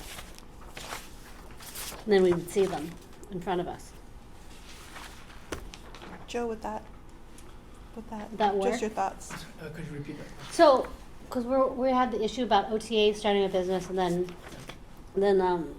like just giving themselves off like their OTs without the A part, right? But so if we put the conduct of practice in there, by just portraying that they're OTs but not OTAs, they would be in violation of the code of practice, and so then therefore the corporation would be in violation of they would be doing unprofessional conduct, right? So then it's a violation of the corporation.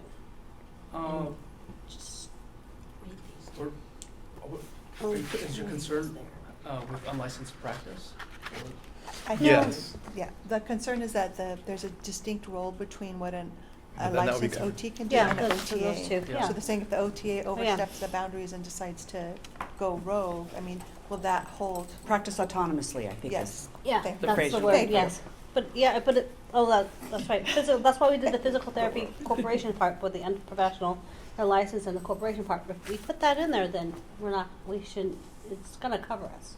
Yeah, I think that covers it, Lynn, your suggestion that we include those unprofessional conduct licensee and unprofessional conduct corporation sections from the PT one. So we wouldn't have to delineate the corporation name with OTA or. Yeah. Well, they Bigger did, than by I the had way, that. if you, so theirs is a definition, then they did unprofessional conduct, licensee and corporation, and then they did the corporation name. That's why. Right, no, we're going to use every single, I'm saying we're using every single part, but when, in the corporation definition, we can put just occupational therapy Got it. or occupational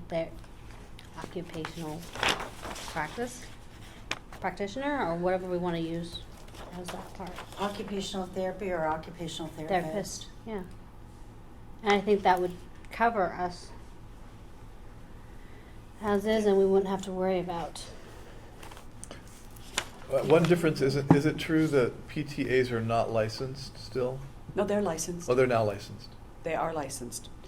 All of these all have assistants. All of these healthcare providers that are listed Have assistants. with the professional corporations that don't mention the assistants, because the assistant can only practice under the supervision of the other license holder. So that's why they don't say the assistants in their language? Correct. And they take care of it in the conduct, to Linda's point. They address it in the conduct in each of their sections. So are they saying that PTAs cannot hold a corporation? I believe that is correct. Wow. That's why That's your I question. asked the question. Got it. But So I think that covers us. Interesting. We So just do it like I this. mean, I'm not the attorney, so, but I, to your point, OTAs can incorporate, Mhm. right? I believe that the assistants are not specifically mentioned in the corporations because they can be employees, because they can only work under the supervision. And I don't know, about the distinction between an OTA incorporating versus becoming a professional corporation.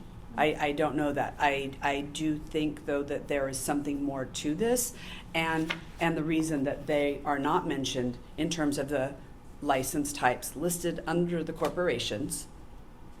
And so I'm sharing those comments. I don't have an opinion one way or another, but I do highlight that of those 5 examples, they all have assistants. None of the assistants are listed as employees. They can be employed by them because they can only work under, that supervision.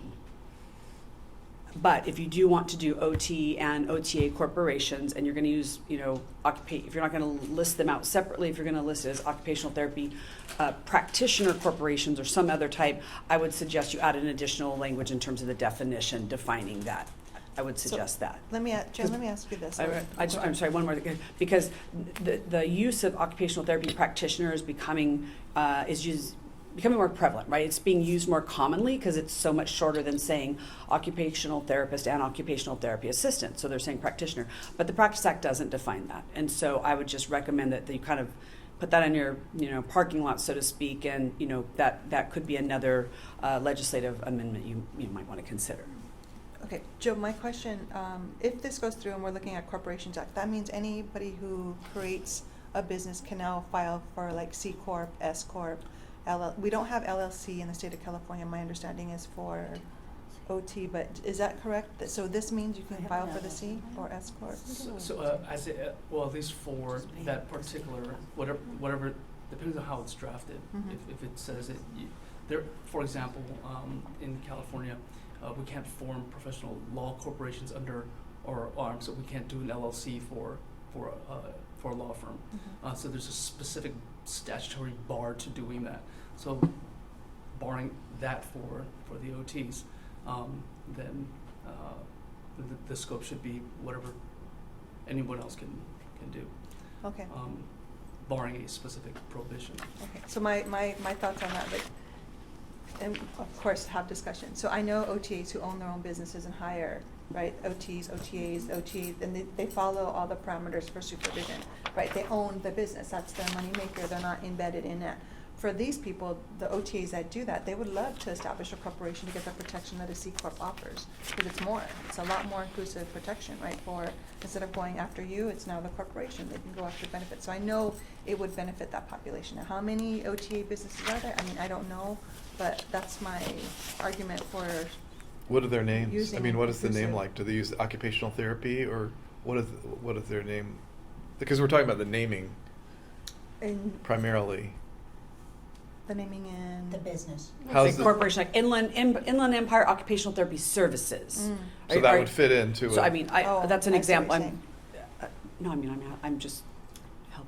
Oh, no, please. When asking about that, right? I mean, or was your question relating to, like, does it have to say occupational therapy assistant in the name, or you Yeah. just They probably don't. They probably Oh. just say occupational therapy or something.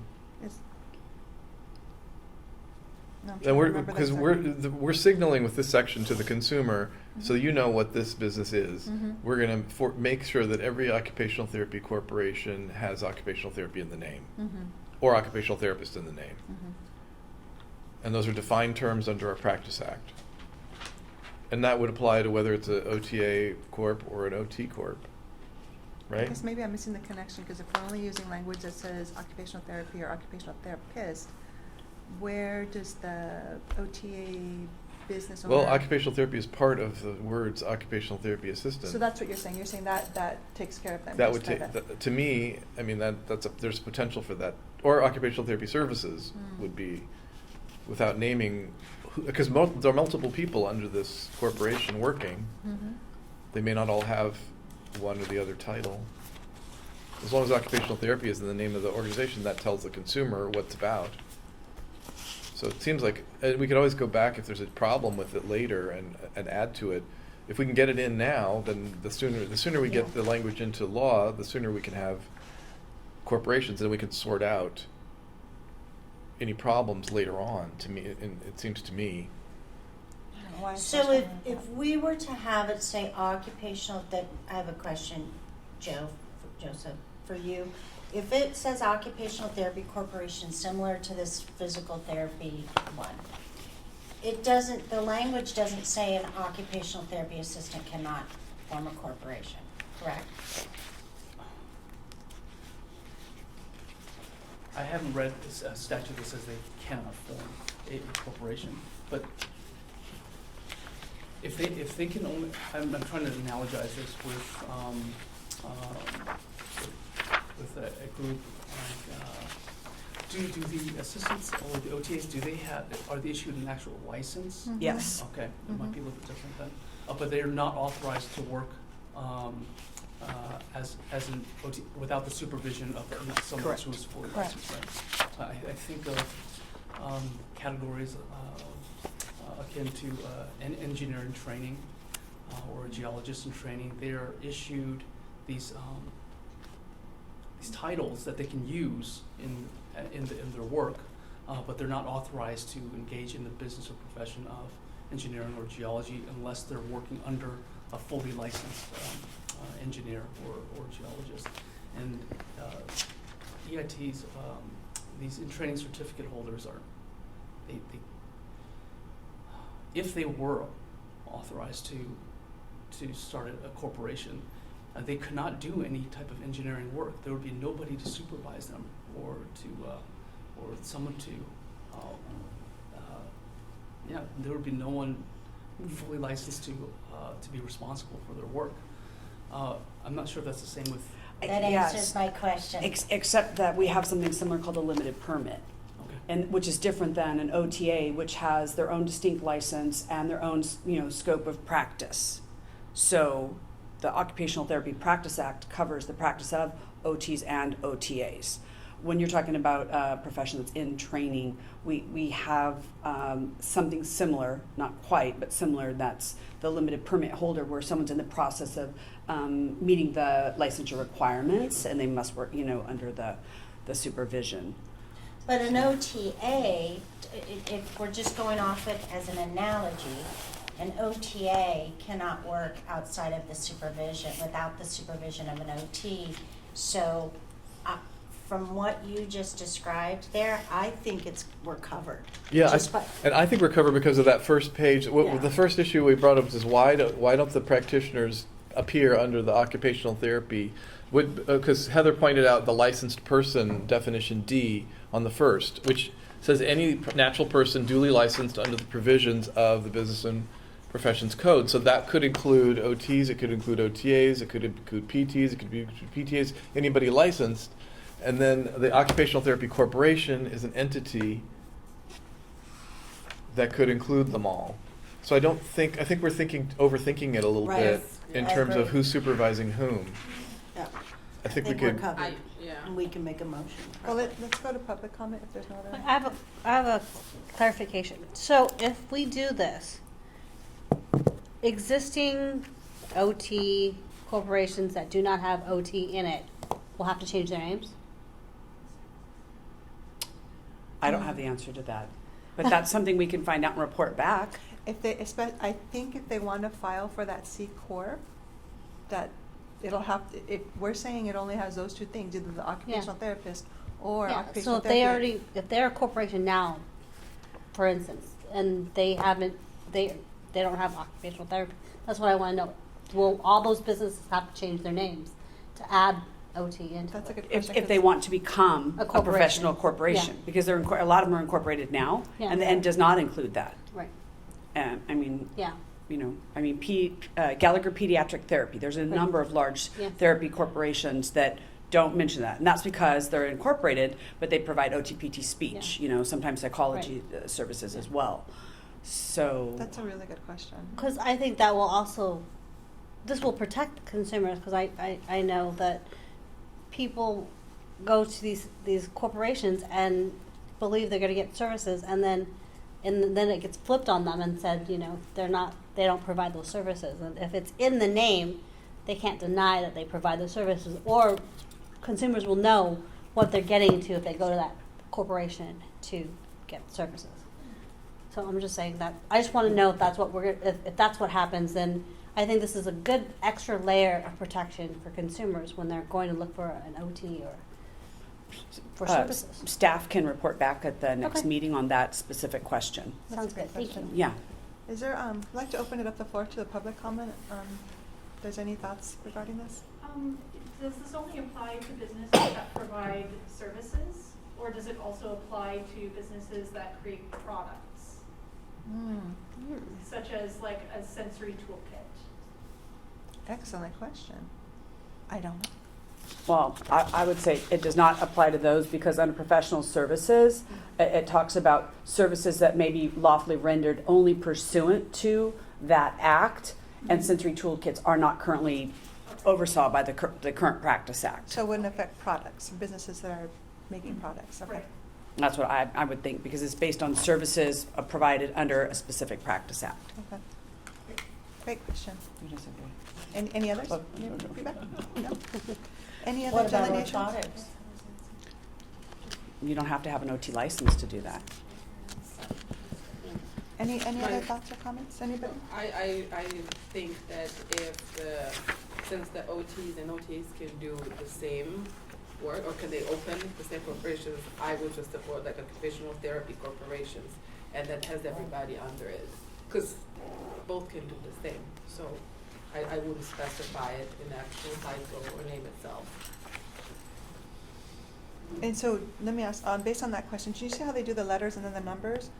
So does it look similar, or will they have occupational therapy assistant in there when it says corporations, when they do file? This part of like medical court, does that change based on what the audit just shared? You know what I mean? So when people look at that, they're like, oh, look at all the people who can be employed by an occupational therapy corporation.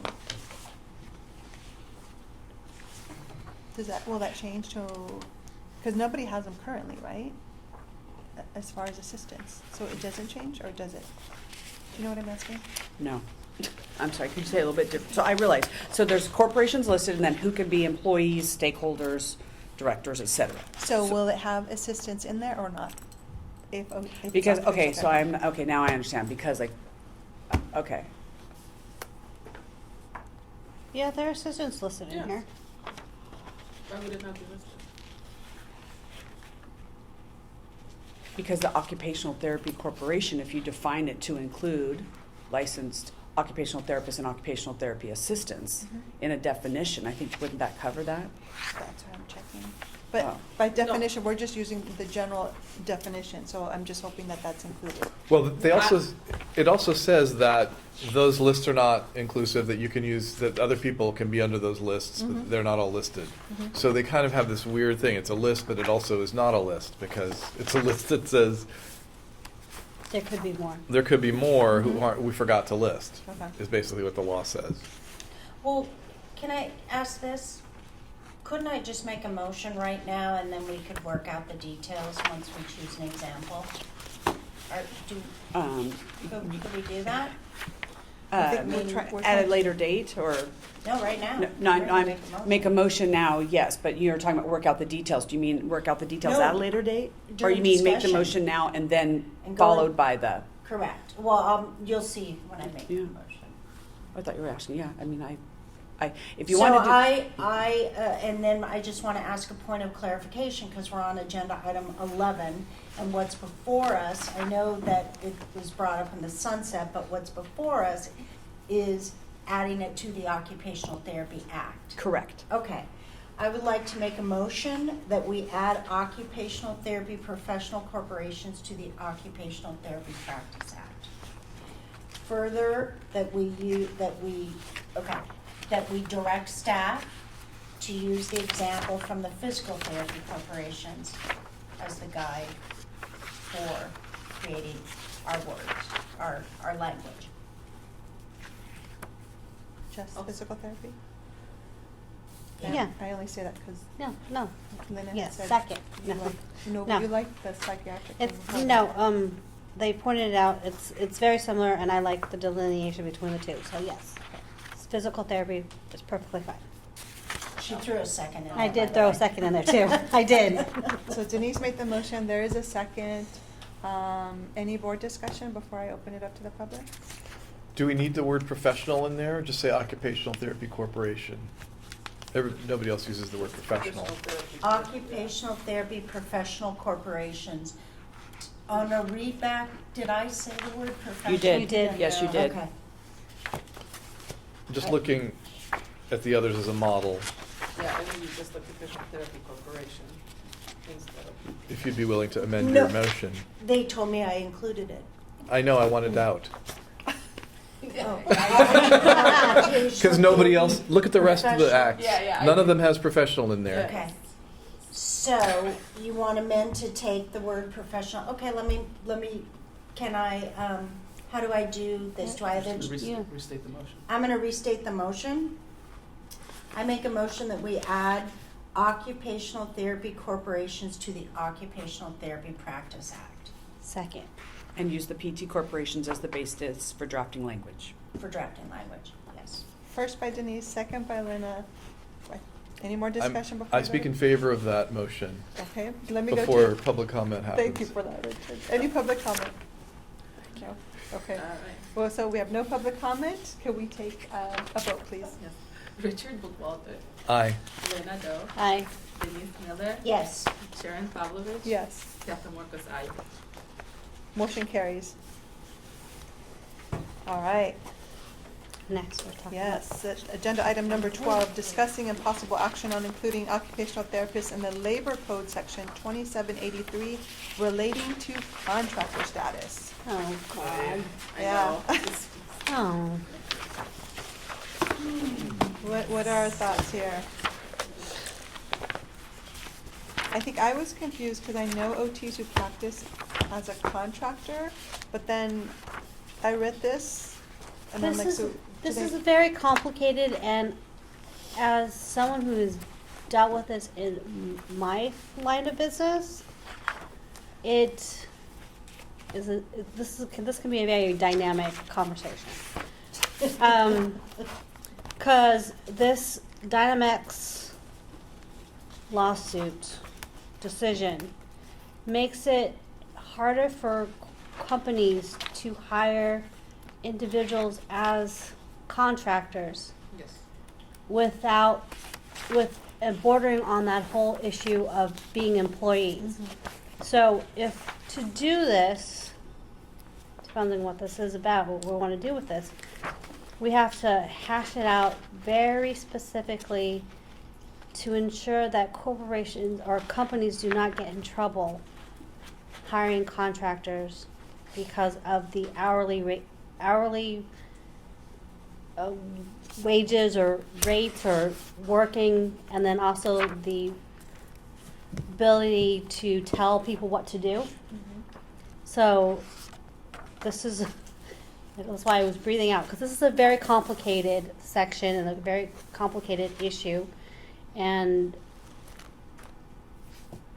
we can start discussion. I'm sure if other OTs saw this, they may want to chime in.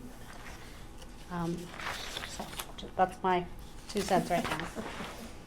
It's a very complicated. Well, I agree, and that's one of the reasons that, one of the strategies could be to have OTs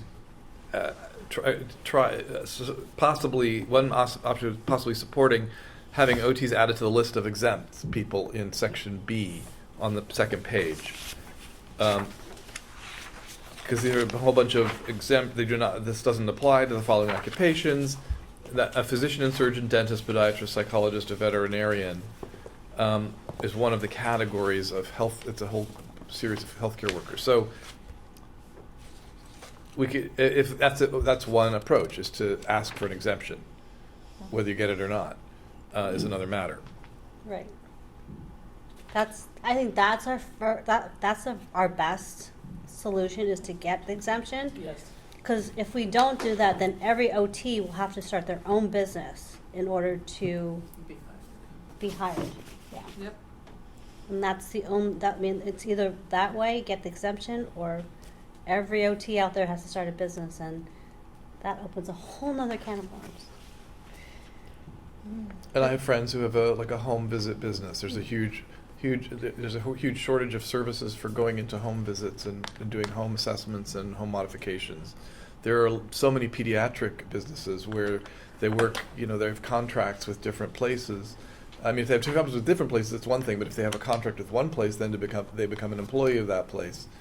And OTAs, I think it's difficult too, because you are supervised by an occupational therapist, but if you have your own business, then you have to be an employee of that occupational therapist. It does not give you the leeway to be supervised. Because one of it seems to me, I mean, I don't fully understand the labor code on this, the ABC test. However, it seems like, if the OT is directing the OTA, and the OTA is beholden in that way to the OT, that's an employee-employer relationship, whereas maybe we don't want it to be. Maybe there's Exactly.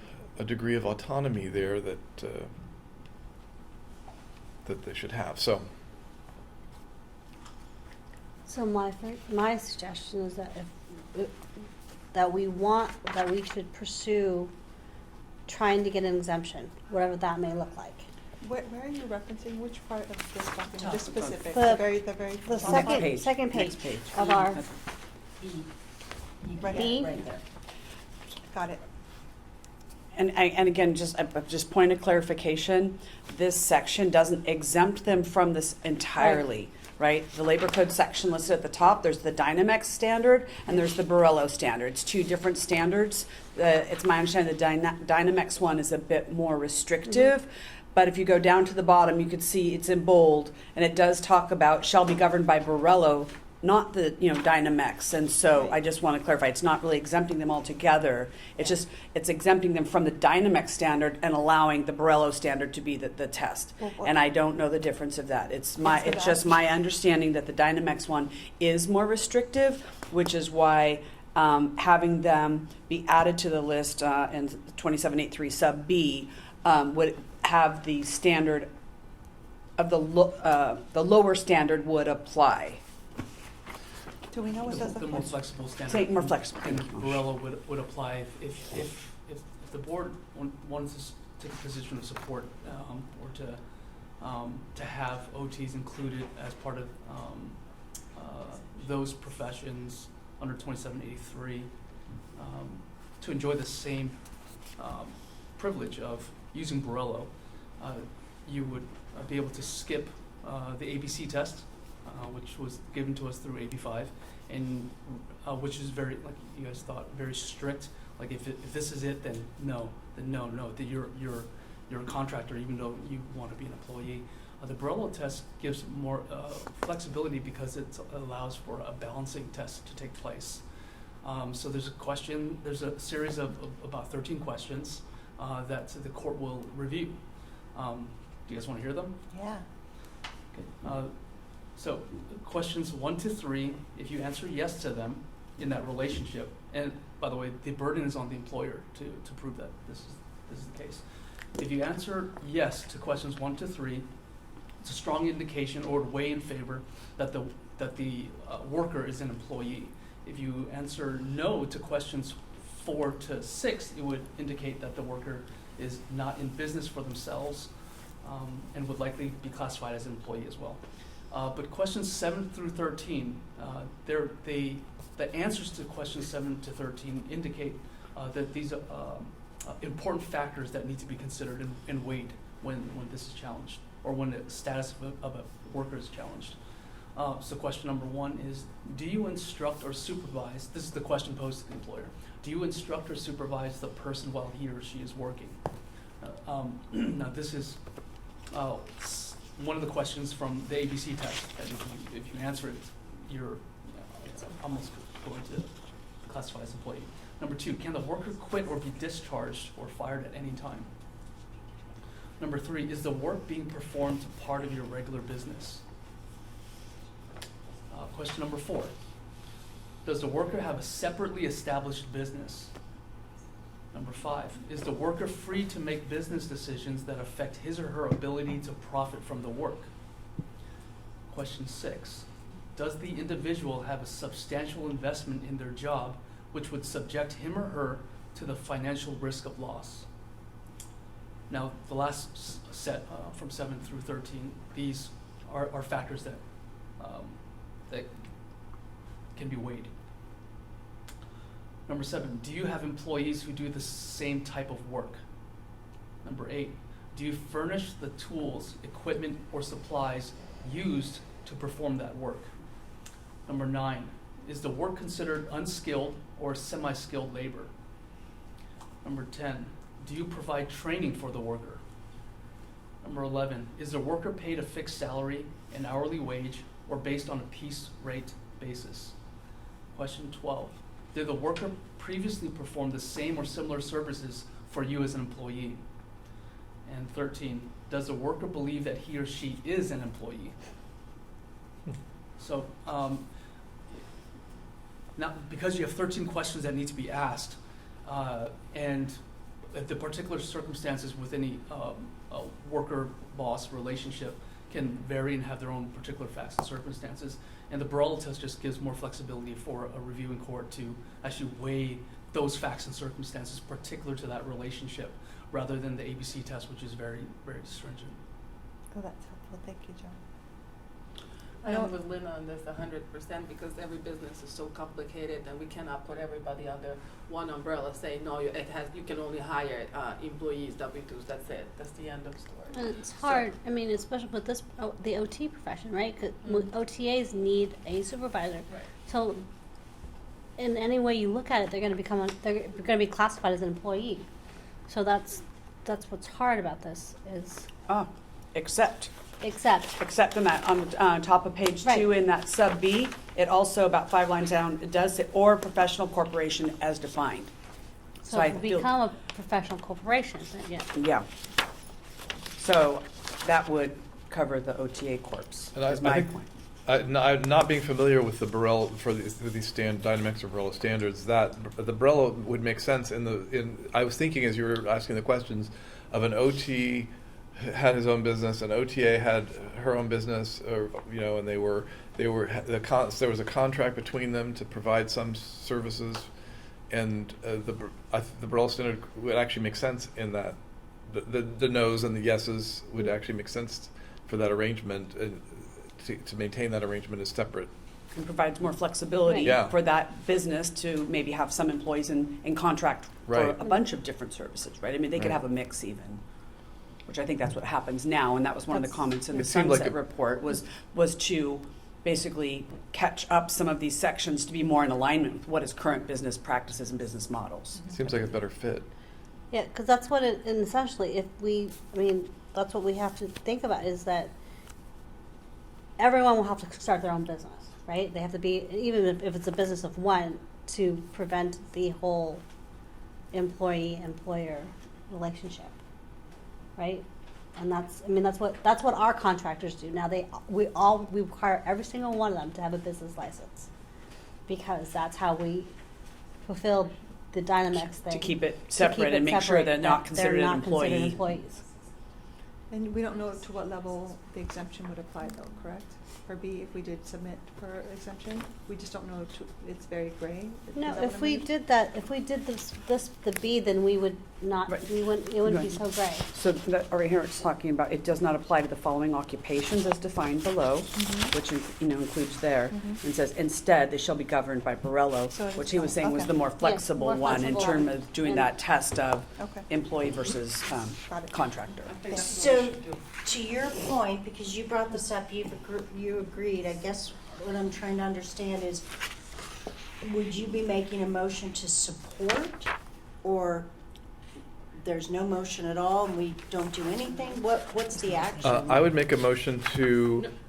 Yeah, no. This is not a current bill. No, I know. No, Yeah. no. Okay. But I would if I were to make a motion, which I'm not doing, I would support a position to add occupational therapy to the Labor Code Section 2783B, occupational therapist,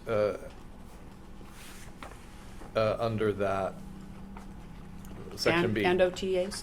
And OTAs, If we you're would have just to talking do, this we'd out have to do loud. OT practitioner. OT, We would yeah, add OT, OTA well, OT practitioner's not defined in practitioners. law though, right? You could always put that as another. So we have to do occupational therapist or And occupational OT. therapy assistant. Yes, that exactly, that's, if I was gonna make a motion, that would be the same motion I would make. That I would recommend that. And so right now, we're just writing notes, there's no motion. Yeah. And if Agreed. you were to make a motion, I'd probably support that motion. Wow, all these hypotheticals, wow. Any other But the board? motions are The silent. motions are silent, I see that.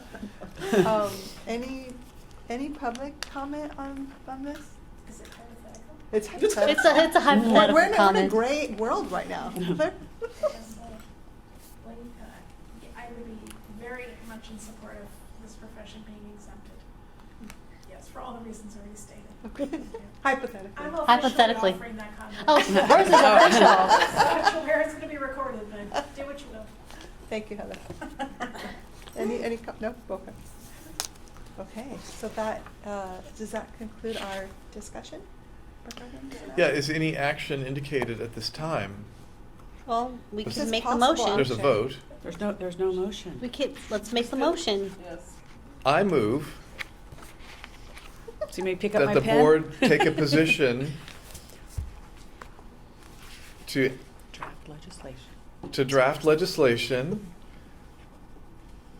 to add occupational therapist and occupational therapy assistant to Labor Code Section 2783, Section B, among the list of Exempt. Borello, Individuals governed by individuals Borello. Governed by Borello Second. Incorporation. There was a motion by Richard and a second by Lena. Any public comment? Okay, any board comment? We'll go straight to the vote. Richard Buchwalter, Yes. Lena Dove, Aye. Denise Miller. Yes. Sharon Pavlovich. Yes. And Beata Marcus. Woo. How's everybody doing? Just doing a pulse check, we're okay? Yeah? Everyone's okay? Hypothetically? All right. Hypothetically, we're good. Agenda item number 13, consideration and possible action on requiring an attestation to reading and understanding the board's laws and regs upon a submission of an application for an initial license upon renewal. This is So- not required yet? I mean, it's not required already? No. So you'll see the So- California Code of Regulations here, so please start the discussion. I drafted a brief, so 4161 includes a bunch of things, A, B, C, D, E, with some subpoints. The first one I used as first one A, we read each licensee renewing a license under section 257010 of the code shall submit evidence of meeting continuing competency requirements. So I thought, well, that's kind of good language to just repurpose and add. Each licensee renewing under section 2570.10 of the code shall submit an attestation to reading and understanding the board's laws and regulations. And that could just be added somewhere in the list. I second. Since we don't have the motion yet. Yeah, I just took the language from the title of the, yeah. Should I? Do you guys, And just, even though that was tongue-in-cheek, just No. because our first Yeah. in-person, this has been on our agenda for a while, board member Lena Doe, so that's why it was, yeah. so that was discussion by board member Bookwalter. Any other discussion? So we would like where that's going. Do we have an opinion about where it should go? Which, between A and B, or B and C? If I may, so this only applies to licensees, so just remember the Oh, yeah. committee did ask if you consider this both at the time of application as well at the time of renewal. That's right, I had And applicants' so question. it might be, and maybe Joe could wordsmith this, but using what you recommended is add that within A, completing 24 PDUs during the preceding renewal period and complete an attestation to having, and maybe you don't have to have a new section, you could expand 4161A. That's just a comment. Hmm. And then, you could address the initial applicants in a different way. So, to make a motion, I would move to adopt language similar to, well, we would be asking our attorney to draft language that we would see at a future meeting, I would think. The motion is to require an attestation, I think. Yeah. Could we iron it out today, or should we have to come back later? I think what you just said, you could either do it as a whole new section, or you could incorporate what you said within that 4161A, at least for the licensees. And the incorporation, the way you just described it, is simply adding the words "and attestation." Correct. I After, like that. during the preceding renewal period, Mhm. and completing an attestation, completing an attestation and attesting to reading and understanding the board's laws and regs. Does it clarify at the time of the initial license and renewal? It does not, because this section only applies to licensees, so it would apply to, at renewal, for licensees. There'd have to be a different Yeah. language added somewhere else for initial So, applicants. so So let's that- just focusing on renewals right for now. We can do a motion for that, and then we can deal with applicants after. Or we could go back to your original thoughts, because it's initial and renewal, and that makes me consider thinking about a separate paragraph. But it wouldn't be in this section still, though. It would be in this section, but it would not? I didn't hear you. No, it would not. Because applicants are exempt Okay. from continuing Yeah, the applicants, competency. this whole section doesn't apply to the applicants. Got it. So I move that we add a section in 4161 continuing competency stating each licensee renewing under section 2570.10 of the law of the code shall submit an attestation to reading and understanding the board's laws and regulations. I second. There's a motion and there's a second. Any other board discussion? Any public comment? Okay, Bianca, can we take a vote? Richard Buchwalter, Aye. Lena Del, Aye. Denise Miller, Yes. Sharon Pavlovich. Yes. And Beata Marcos, aye. Motion carries. Now, do we put it on a future agenda Yeah. item? Staff will bring back language for you to approve. Do we need a motion? Specifically initial license, because the applicant wording is not there, do we have to separate them out? So you can make a motion And for that. can we bring it back on a future agenda item? Yes. Does that motion have to be made? Yes. Or can we just, okay. Yeah. I make a motion that we bring back for future discussion the attestation specific to the applicant and the initial license. I second. There's a motion by Denise, a second by Richard. Any other board comment? Any public comment? No? Bianca, can we take the vote? Richard Aye. Buchwalter, Lena Del. Aye. Denise Miller. Yes. Sharon Pavlovich. Yes. Beata Marcos, aye. The behavior, the shenanigans. So this is motion gonna carries. come back. Motion well, carries. The first motion's gonna come back as language to us, and then the next meeting, we're gonna be able to also discuss the initial license. We'll bring back two things. One, amendments to 4161 for licensees, and new language for you to Perfect. consider for the applicants. Perfect. Thank you. Okay. Agenda item 14, consideration and possible action on requiring an ethics course as a requirement for renewal. Can we discuss 14 and 15 together? Because I think it's very common sense that we ask for this requirement for ethics and cultural diversity. Joe, are we able to pair two agenda items? As long as public comment is made available for each item to the public, that they can comment on each one separately if they'd like to. Okay. But you can discuss them together. I would argue that they should be, I have language that's like this one and that one. That's But fine. on the other hand, one comes from the legislature and the other comes from the association, so they are kind of different points of origin for these requests. So I would like to discuss them separately, even though I have drafted, again, A motion. a motion. Well, let's discuss fine. them separately. Let's start with 14. which is, again, consideration and possible action on requiring an ethics course as a requirement for renewal. Board Member Buckwalter. Well, I know that this is left over from our previous sunset report, and we never did this, and I feel bad about it because I was president during part of that time, and wasn't paying attention, and so we didn't. This was unfinished business from our previous sunset, so we definitely need to include ethics in there because we've been really pretty much instructed by the legislature to do that, and also others have done it. So.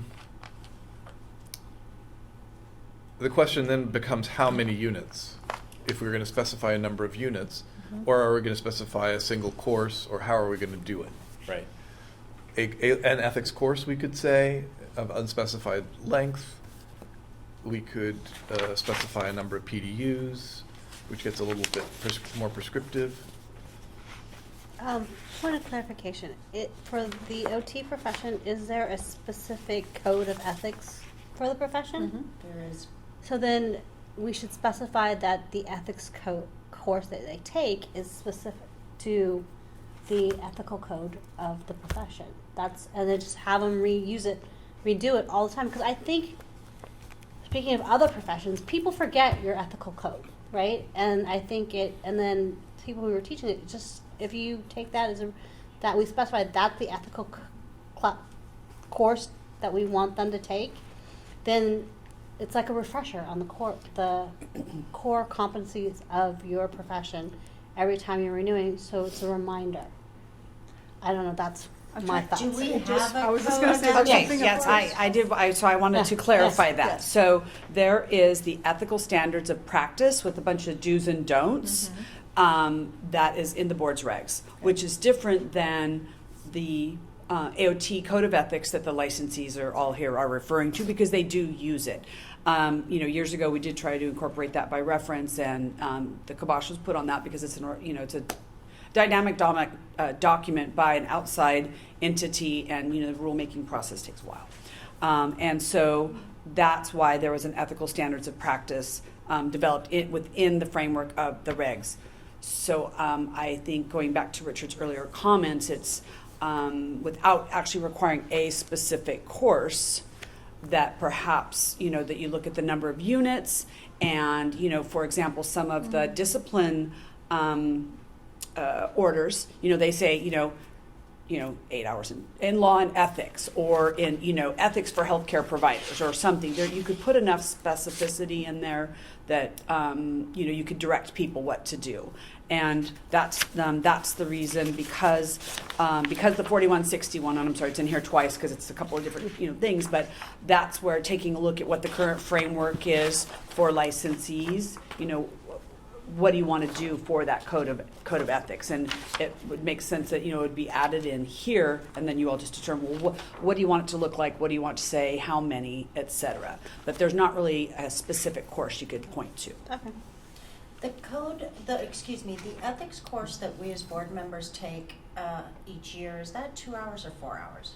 Do you know approximately? Does anybody remember? Gosh. Is it 2 or 4? It feels like 9. Seemed like longer, yeah, seems longer. I think it's a 2 hour. I think it's 2. I do think it's 2. Okay, I so think it's a so 2 hour course. the reason I asked that, in doing something comparable, if you're asking for something comparable, would be then 2 hours of the 24 PDUs. Is that what you mean? During the Unless it was in renewal? addition to, because just keeping in mind, it's so the current requirement is 24 hours, 12 have to be directly related to the practice. And so are you going to further reduce that? Because then people have, I publishing a understand. paper, supervising a student, et cetera. So because of the variety of alternative ways that people can earn PDUs without specifically sitting in a class, I think you need to decide if you want to add on to that, and as well as the numbers. I do know that at least 2, and I'm sure there could be more, 2 of the big online CE companies do offer ethics courses. They are available, online, and I'm not sure if the associations and some of the other organizations provide an in-person one. I don't know that. Somebody else might be able to answer that. I would argue that licensees, there but- should be fewer than 3 hours, just because in section G on this document that we have in front of us, the 4161, the section G, which is the last section, applicants who have not been actively engaged in occupational therapy for the past 5 years have to do 3 PDUs related to ethical standards of practice in occupational therapy. So it stands to reason that if you've been out of the system for 5 years and you have to take 3, that if someone who's just renewing every 2 years continuously should take fewer than 3. But are you saying occupational ethics and occupational therapy? No, Well- if you read number 2, what he's referring to is exactly This one right here, this and is for I see applicants where that you're have practiced going, for and 5 years. if and we he's were saying make trying it to less get than to an 3. action, I would be inclined to say 2 hours, and I would say in addition to the 24. Agreed. If you're trying to take a pulse of Yes. the board, I would make a motion about requiring a 2-hour ethics course in addition to the 24 hours PDU. So just and the reason I'm asking, I'm thinking of a professorship in research, and a city training requires us to do ethics courses, but it's not in occupational therapy, it's in, human research subjects. So does that qualify if I do my city training and I do my 3 hours in I ethics? think that's what we're said, because 12 has to be related to the profession, the other 12 can be anything, right? Would you accept that if she submitted that course? That's a board staff question to me. Well, it depends on what the language is. Do you know what I mean? If it just says That's what I'm generically 2 hours in ethics, Then that then would qualify. yes, the board staff doesn't care. What's better, what is clear? I'll tell you this. I do know they have it specifically in occupational therapy. I've also seen them are ethics for healthcare providers. And so I don't have any opinion or any knowledge of like the course content. I'm just really talking about what I've seen in terms of availability, because when licensees are disciplining you and they bring back, can I take this? And sometimes they have to take more than one, like if it's an 8 or a 12-hour requirement, for example. So I just think if you want it in occupational therapy, you need to say it. If you just want ethics for healthcare providers or something similar, or if you just want ethics and they log on the FPPC website and do the same thing that we do, and you would accept that because you think it correlates to the dilemmas somebody might encounter and it will help remind them, then do it. I would like you all it for decide. healthcare providers, personally. Even in lieu of what we saw today with the hearing before us, as an occupational therapy practitioner, you guys would be okay with healthcare provider? I think ethics for healthcare providers will cover OTs, because I teach medical ethics, so any healthcare provider interpreter taking that would understand how to be an ethical person in a healthcare setting. So as long as we put ethics for healthcare, then I think we'll cover that base. And as a service provider in the health profession, I think they will learn the right skills and ethical dilemmas and issues that they may face. And that may even spark more conversation in their head if they're going just beyond the profession. I mean, they're looking at all healthcare professions. I have 2 points. Oh, sorry. I just wanted to ask, the medical ethics, does it include patient care? Does it include billing? Does it is there like a broad range? There's a broad range. Yes. Okay. I was just curious. It's a broad range. Yes, it's a broad range. First, I'd like to speak in favor of what Linda just said, making it a little bit broader, because I've been an occupational therapist for 26 years, and if I had licensed for, however, 22 years, if I had to, 20 years, whatever, if I had to take the same course every 2 years, I would want to drive a nail into my head, because having a variety of options to take, first of all, it would broaden my understanding of ethics, I think, from the benefit of that, plus I would not go crazy. Second, we have a model in section F of the total number of PDUs required for each renewal period. A minimum of 1/2 of the units must be directly related to the delivery of occupational therapy services, which may include models, theories, or frameworks that relate to client-patient care, preventing or management. Other activities may include occupational-based theory, assessment, etc. So if 1/2 of them are required for patient care, what are the other 1/2? 2 of them could be ethics. And that model, that language, I wasn't thinking of adding more requirements, but I was thinking of the total of the number of PDUs required for each renewal period, a minimum of 2 units must be related to ethics. That's, that would work for me. Then they'd have 12 Delivery of services, they'd have 2 ethics. That would bring them to 14. They still have to do another 10 to get renewed. Some of which would be cultural competency, I'm hearing. Next item. Anyway, that's what I. So your point is that you think we could delineate within the 24? Okay. Yeah.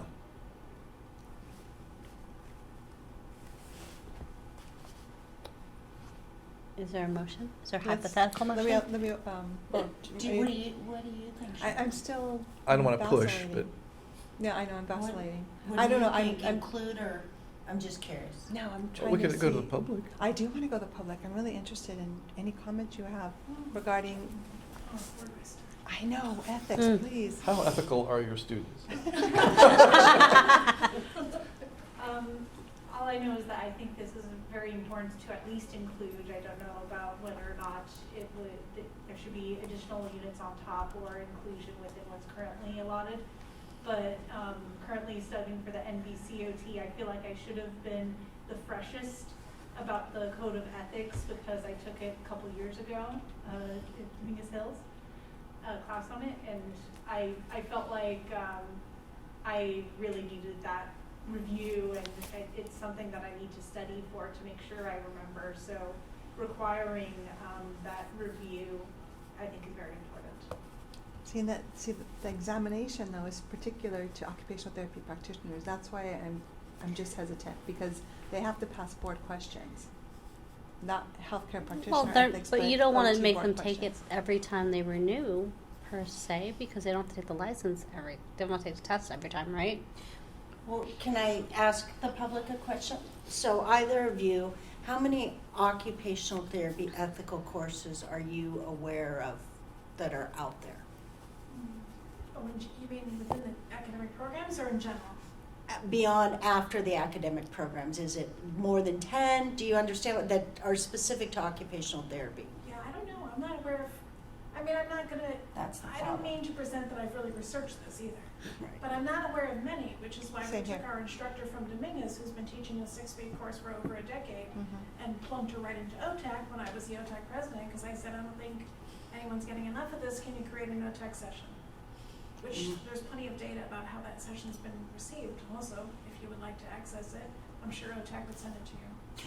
No, what I was really, thank you for that, Availability. and what I was really She talked going about to it. is Yes, back to there's hardly Richard's anything. point. Yeah. If that course is great, but I plan to practice, let's just pretend, 20 more years. Let's say I now have to take that same, that's my option, 10 10 times. times, get it? And so Yeah. that's, No, I see. that's why I would be more inclined with healthcare provider, because I would take that Yeah, course, yeah. and then I would take, What I think, and this is me just projecting, is if we do change it, there's gonna be responsibility and accountability, and there will be people that will create the content needed, because it has to be. Somebody If will it's start a OT. career herself So doing ethics I mean, courses. it will happen, because it has to be, so there will be someone, and they're not gonna wanna create the Conflict of same interest. module for ethics, right? They're gonna understand that we have to update for the students, that it's gonna be modules, ethics this, and so I think it's gonna be changing. I couldn't pinpoint why that was bothering me. The minute you said board, I was like, yeah, oh, that's what it is. It's the OCKI, it's the examination you have to take. You're accountable for your ethics questions, and we're teaching to a general practitioner and not for an OT practitioner, and that's your livelihood and how you get your license. So how often so the question is, how often do you have to take the license? Once, right? you have to renew with NBCOT if you want the Yeah. R. Once you pass your exam, you either get a C if you're an assistant, or an R registered, and they're trademarked, by the way. Yeah. That's a question on the exam I just gave today to my students. And I gave them the answer, but they're taking the exam. So anyhow, the point being is it's trademarked, and you get those, and then you have to renew every 3 years. So you have to take the exam every 3 years? You don't take the exam every 3 years, you do You it just have to through renew. PDUs. The renewals. And, So- and ethics is one of their, they have a few platforms of ethics through NBCOT. Now, I'm also mindful of, I'm sorry, did you finish? I'm done. I'm also mindful of the fact that so many of our violations of the board are PDU violations. So already, we have people who are not doing the even broad, the easier, lighter, the less specific requirements. We have so many of our violations are PDO violations. This is this has the potential to make that worse. So would the next agenda item, because people didn't get the right thing. Even if they got the right number, which they're not getting, they don't have the right mix. So that's why I think being additive, while I appreciate what you're saying, Denise, is that would be good to have on top of everything. I actually could make it. I really don't have a position, just so you know where that suggestion came from. What I thought I heard when I asked the question is that we already have a delineation of so many things. Do we really want to keep delineating, right? So then my question back to you was, so you mean add it? That's really what it was. And I know you weren't giving me an answer. That's not where I'm going, but that's where that came from. So that is, of all these scenarios, the two on top of or the two inclusive, I'm good with what the will of the board is. Yeah. I don't have a strong. I mean, I've traditionally said let's not get any more specific because of this problem we already have, because it's going to make it worse. But clearly the trend is to be more. The legislature's telling us we should add things. The profession is coming to us with this, and it's like, I guess we could do this. It will. People do need to be aware that it will. That will cause more reasons for people to not to be in violation for their PD renewals. So I do have I want to kind of respond to that. Then it might help you guys discuss this, especially because the next one has to do with the additional education. One of the things, in order to not make it so that people who aren't complying, that the pool of people expands, something to keep in mind, whatever you decide to do under 14 regarding ethics or 15 regarding the cultural diversity requirement, is we could do a new section specific to those. For example, on or after January of 25, licensees when renewing shall have completed 2 hours in ethics and 2 hours in cultural diversity, or whatever you guys decide numbers wise, or even if you go with both. But what you could do is you could put out that future effective date so that they don't just hear it through the board agenda process and through the rulemaking process. Like, we could be using that additional outreach and education and social media platform, etc. Because quite frankly, if I'm told about something for 2.5 years and I still don't comply, that is not the board's problem for imposing an additional requirement, right? So just maybe keep that in the back of your mind. I mean, I'm sensitive to what you're saying about not wanting more people failing to meet the requirement. I understand that. And maybe that's the way to sort of balance this, that recognizing, because you're right, licensees have suggested this as a public comment before about having an ethics course. I do think, though, just keep in mind, if you're going to stick with the 24 and you take out the 12 directly related to practice, you leave this 12, you're further whittling that down, and I don't know if people will still meet the others. So that's just a comment, and whatever you guys want to do, we will bring back language. But I just like to address your comment about the violations. That might be a way that we minimize that and really use it as an educational tool, as well as like multiple times to hear it. Don't forget, this is coming kind of thing, right? Because we tell people to get the agendas. We tell people to, when regs are noticed, weigh in, right? And then people, what happened? I came to the board in 05, 03, 04, all this thing about new PDU requirement. I come in 05, January 06, it comes in, people, For 2.5 years, the board talked about that and put out information, and all these people renewing were like, they were in a full-blown panic because they somehow didn't pay attention for 2.5 years. So in order to really position people to, meet the requirement and gain this additional knowledge, I just want to offer that out there and for whatever you guys decide ultimately to do. I like that we do the new section that says of the 24 renewal, 12 needs to be, whatever this is, directly to occupational therapy, and the other 12, 2 needs to be ethics, and then if we do the cultural diversity, 2, so then they have a choice of 8. 10 more. 8. Oh. If we do that 8, they can do whatever they want, right? Billing, Right. codes. That way we specify 2, but then the other 8 it also gives them Let's enough throw in to. field work too and solve that problem. That was a joke. Right? But I think, No, I really, think, I then we think, wouldn't but run out I of think spots. if we keep the 24 and then we specify it like that, then by 2025, renewal, this is what it is, then we're also helping people like say, oh, this is, besides these these OT ones we have to do, we have 4 of them it's easy for us to just find them to fit that, and then the other, maybe they'll make it less likely they will not fulfill it because we are helping them whittle it down to what they need to take. I don't know. Some people need direction, more Yeah. direction than others. And And what are you we- still thinking ethics in terms of healthcare professional? And the only reason I ask again, I'm thinking about the Yeah. AOT. I'm thinking of going back, I evaluation. want to go back to the Greeks and the ethics, the original. Well, I'm Socrates, thinking about the Plato. AOT Yeah. evaluation, that the students have to pass for fieldwork, and there's 3 stages that you can fail on the spot for. One of them is ethics, the other is safety. So, and that's again particular to the occupational therapy practitioner, and that helps you pass fieldwork. Yeah, but I think that if you know you're taking the exam, you're gonna study that differently anyways. So that I think when we ask for renewal, it should be separate. That if you're studying for your licensure, you should study specifically for ethics, that for OTs, and work yourself that way. Then, because I don't think specifying that OT ethics is in the renewal is going to make a difference when they sit down for the exam. I think it will. So can I ask something about this? Heather, this is a board staff question. Is it possible for us, what did you call in our regulatory language, the ethical stand? How would you exactly It's say? Standards of practice? ethical standards of practice.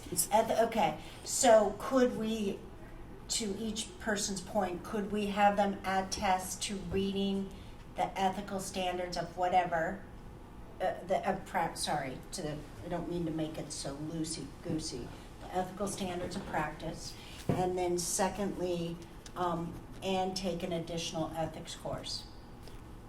Yeah, the board could do either one. I mean, we have to Or put it in both, reg, right. or both, yes, either one or both. And then what that does is that addresses the practitioner issue, but it also addresses there's just not enough occupational therapy ethics courses out there to keep taking. No, I'm already Well, planning. I have a proposal.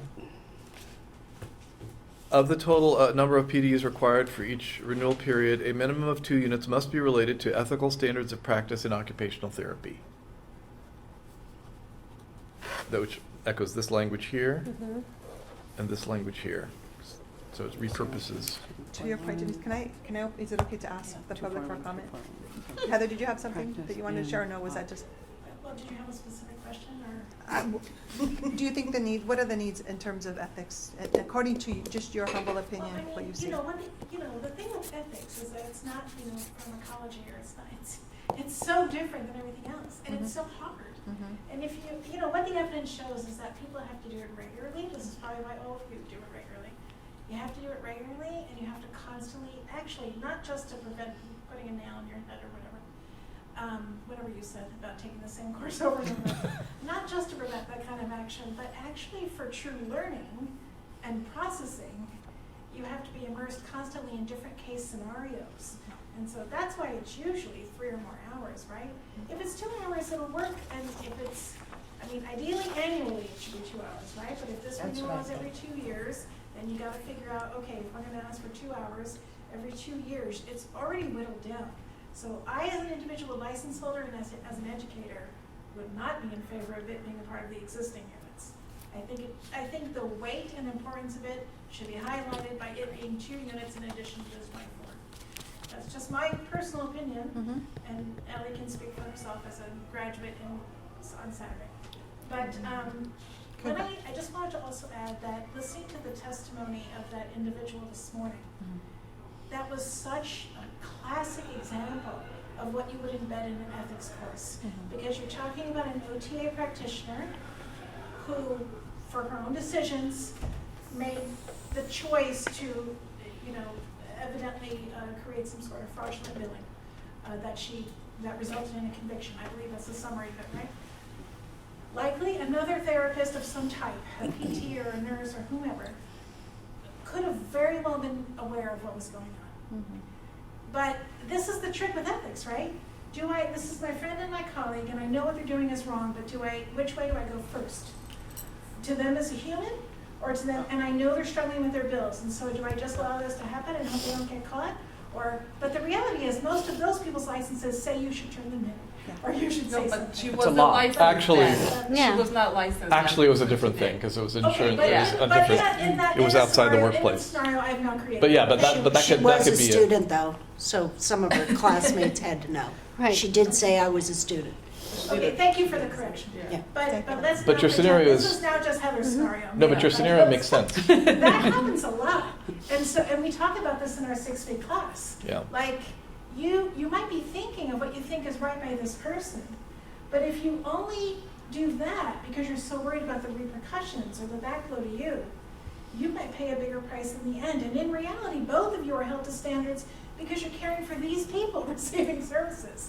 And the complexity of all of that gets very lost when your heart takes over and you have that panic of, my gosh, this is terrible, but I don't really know how to get after it. If you don't mind that kind of case scenario over and over and over, and then read what's in that part of our language for those of us who hold a license with this board, that's kind of what we tried to do in that OTAC class, and that's why people left the class thinking, a few people I remember said to the speaker, I didn't even think I needed to be here, but frankly there was nothing else running at this time I wanted. So I came for the PDUs. Guess what they wanted those for?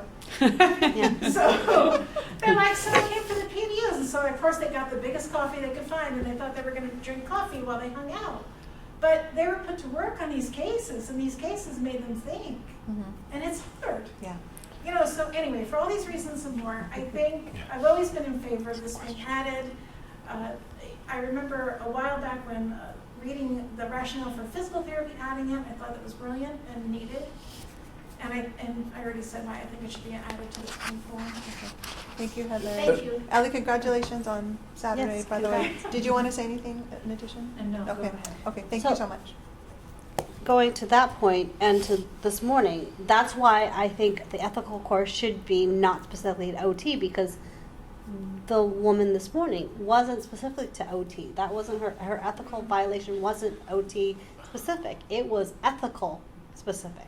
So that's why I think it's important that we give them the opportunity to take other ethical courses to understand that ethics goes beyond just the profession. In your personal behaviors. Yes, and your personal outside behaviors, of work. because that was personal behavior, and that, if we told her to take an ethical course in OT, it would have not, per se, what she just did, you know, and why she was penalized all these years. But I understand that the individuals need that, but then I think we should have the opportunity for them to pursue other ones so they can understand that ethics is about living an ethical life, not just in your profession, but it leads to repercussions. If you violate ethics, it will affect your profession. I have a question for Heather and for public comment. So you've been president of OTAC, I've been president of OTAC. We've involved in the professional association. This is a regulatory body.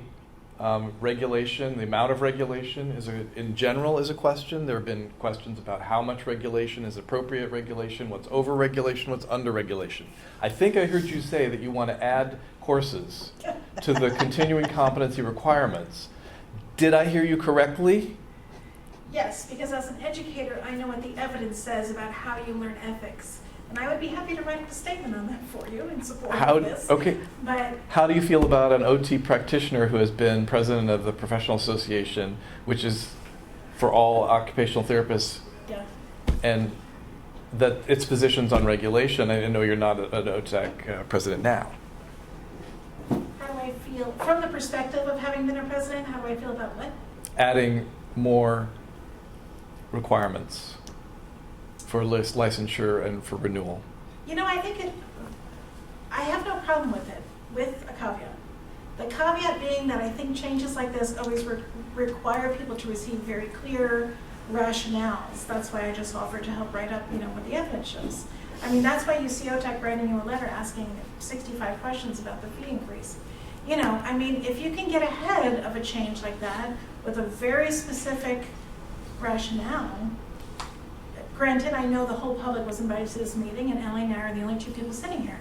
But if people could hear, I tell people all the time, if you could hear the data on the violations that run people into trouble with the board, you might appreciate more learning how to be preventative, which is what I teach the students in our management class. How many times did I say the key is to be preventative with the licensing board, but to learn to go to them as a resource? You know, I think the whole other part of this conversation you may choose to consider, that I teach our students all the time, is flipping people out of this fear stance, like what I was describing earlier. Fearing the licensing board. I don't want to get in trouble with them. Oh my gosh, I got to get my units or whatever.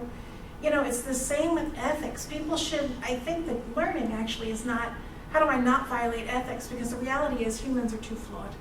People screw up ethically a lot.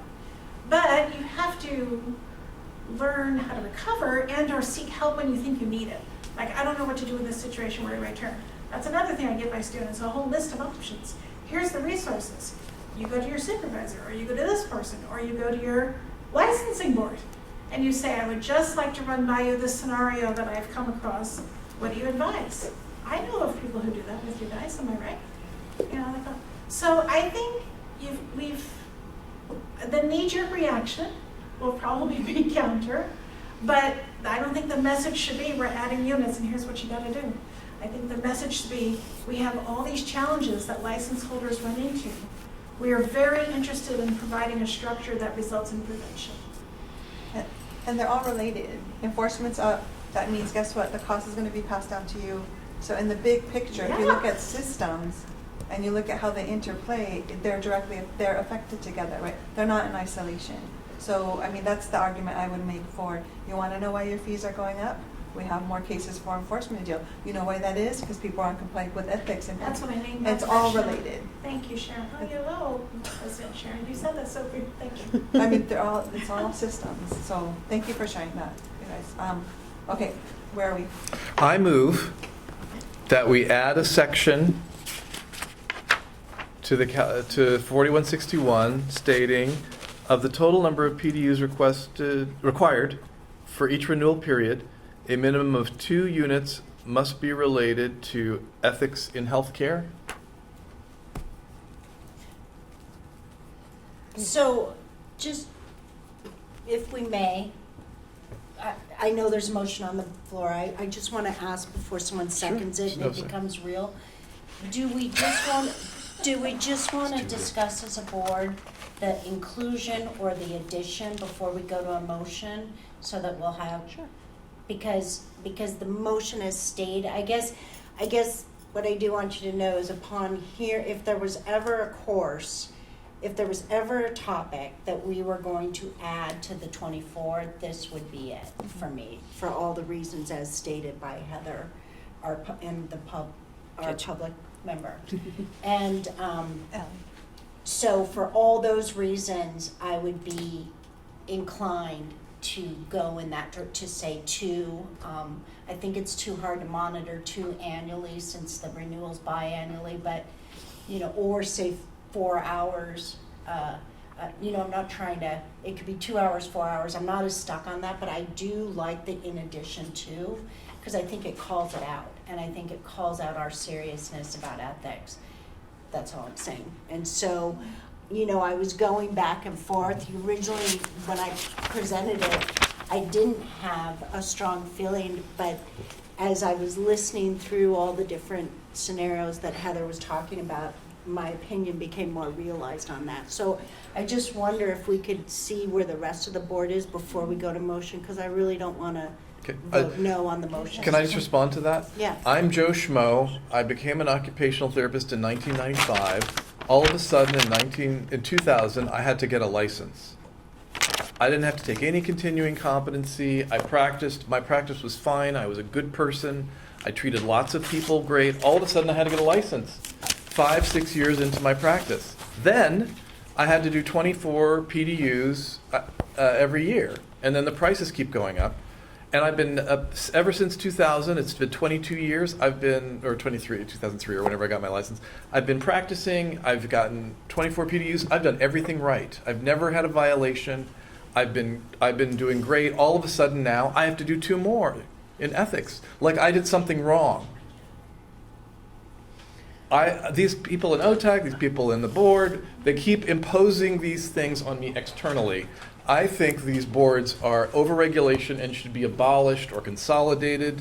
That's what I think. And there are But you'd people. also be the type of, to that, you would also be the type of practitioner, if you were all those things, you're not gonna violate your 24 PDUs. In fact, you're gonna have about 40 by the time your 2 years is up. So, do you know what I mean? Like, I just did my renewal and I had, you know, for NBCOT, I had 400 PDUs, I swear to you. And so, that's not an exaggeration, that's true. And so those types of occupational therapists, which is what we want to do, the gold standard, we want there to be a gold standard. And that gold standard, the 24 is gonna be easy, and everyone who, for most practice settings that they work in, has to take ethics anyhow. I mean, even in, you know, even working in a health plan, I in the first 2 months, I had to take, I mean, that was first and foremost, fraud, waste, and abuse, compliance, ethics, those were all very critical. And I know in healthcare, it's the same. So I hear what you're saying, but I also, you know, we're trying to get to the person, the flip side is, we're trying to get to the person who needs it. Thanks But that doesn't come from, I'm with Richard on this, it doesn't come, it's not, making you a better practitioner, like it says, being a good human being, right? This is how you were raised, like you don't steal, you don't, do violations like that. So why would you need that extra for like most of the people that are good? Because the ones that we're talking about is a very small percentage, and it's not gonna change them. The 2 extra whatever requirements, it's not gonna change you as a human being if you're already like not a good person and you're willing to cheat and steal and do crooked business. So that's not gonna help you, like the 2 hours. I'm not saying it's gonna change them, but what it might mean is that they're not gonna be able to do it, they're therefore gonna be in violation anyhow. Get it? We could So to take play that argument. the devil's Yeah. advocate of that is, so I see these PDUs as a minimum, right? Minimum standards. Even though it's what's required, I think it's a minimum, because anyone in a profession that is going to follow everything, they're gonna do more, and you're not gonna take credit for all of them because you don't need all of them. But I think people in profession, they're constantly learning, right? And you're constantly bettering yourself. So you're taking these PDUs regardless of needing it for a renewal or what. I mean, I think for me, I know I am constantly learning, and I'm constantly getting more than I need for anything, because that's just who I am. And I think that's the people we want in the profession, right? The people who keep on going above the requirements, right? And are constantly pulling in things, and then later on realizing they need it, and then they're scrambling for certificates, but that's another story. But, I think I'm with adding it, and I think but that's just me. I'm a learner, so I don't see these numbers as a big deal. And because 24 is, 24 hours, right? Assuming that's how it's Biannually, too. And so it's 12 hours a year. That's 1 hour a month. So if we add 2 more, that's just another hour.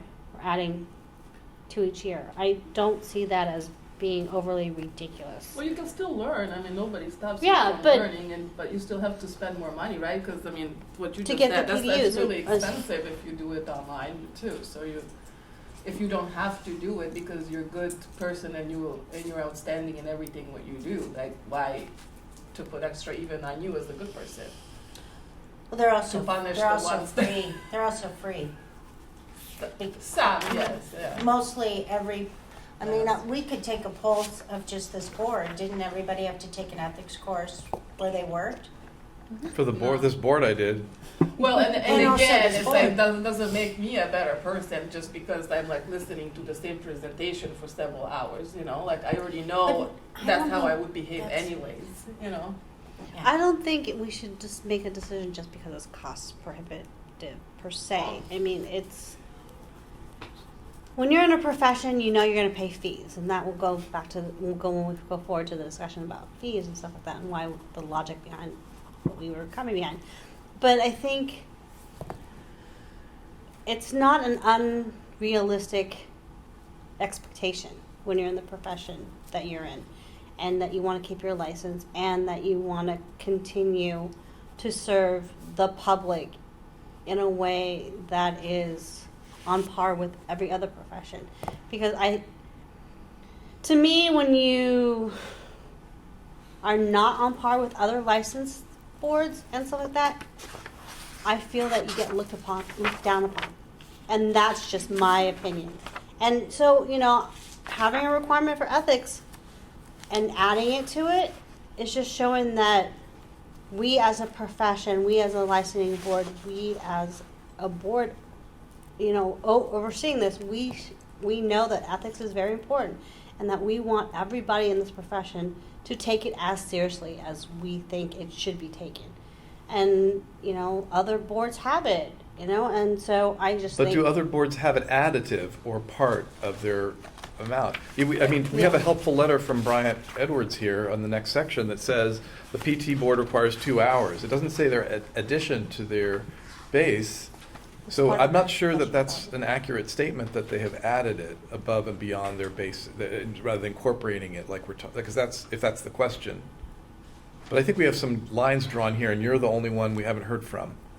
I am going to chime in. I can see a hand. Is it okay if I go to public comment since this is fresh? Heather, did you have something Yeah, to say? I just wanted to quickly offer, I believe everything I already said about it being additive. However, the optics of the recession we're currently living in, with gas prices and everything else, and your existing fees increase proposal or whatever, I think if you wish to show compassion, you could do what Richard's suggesting. You could leave it as a part of the 24 now. This is just my individual opinion as a license holder. I think it would be nice if the board, if you left it as not additive now and just considered it in the future, just given that we're all getting smacked around right now. But I am the person Richard described. I've been in practice over 30 years. I suddenly found myself licensed, suddenly found myself units. But I'm an outlier because I also have a little bit of Denise in me. Pre-pandemic, I averaged 60 units a year, just doing what I do. But that's not everybody. People have kids and they've got mortgages and they've got issues, and the economy right now is very, very challenging. So if the board, coming from a place of compassion, just left it in the 24, frankly, I think that would just be strategic optics and smart. But I also wanted to add, Beata, forgive me, you and I have known each other a long time. Most respectfully, I must oppose just about everything you said.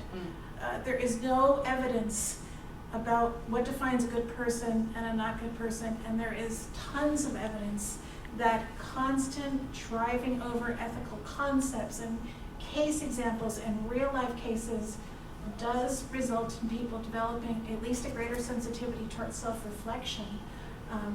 So this board's work would be somewhat moot if we all just fell into one basket or another.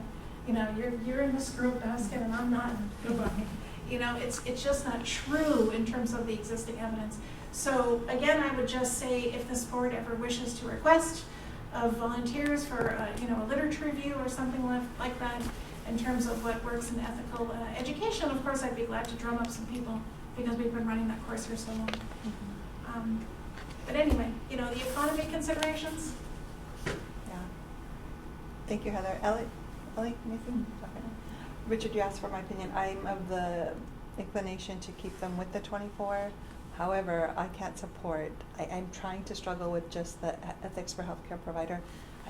Knowing AOTA standard, knowing board prep, national board exam pass rate, I need to have, knowing all the graduates that we're posting out there, that ethics needs to be specific to, I think people are going to take it in generalized, but I honestly feel I could support it as is because of just the generic nature of healthcare professional. I think that's doing a disservice to our graduates to AOTA, and for everything that I had mentioned earlier. So that would be my reason for opposing the motion. Okay, well, I'll withdraw my motion, which wasn't seconded anyway. I don't think you have to withdraw. I don't think you have to withdraw. I don't either. think you have to. It's a motion, we need to take a It wasn't- It's a vote. motion It and. was motion, it wasn't second, and it dies. It wasn't seconded, so So it dies. let's come up with another one. Do you, so.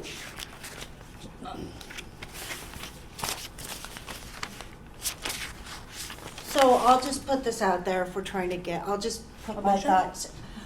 I could be so moved to do 2 additional, but if it's the will of the board, I could be moved to do 2 inclusive.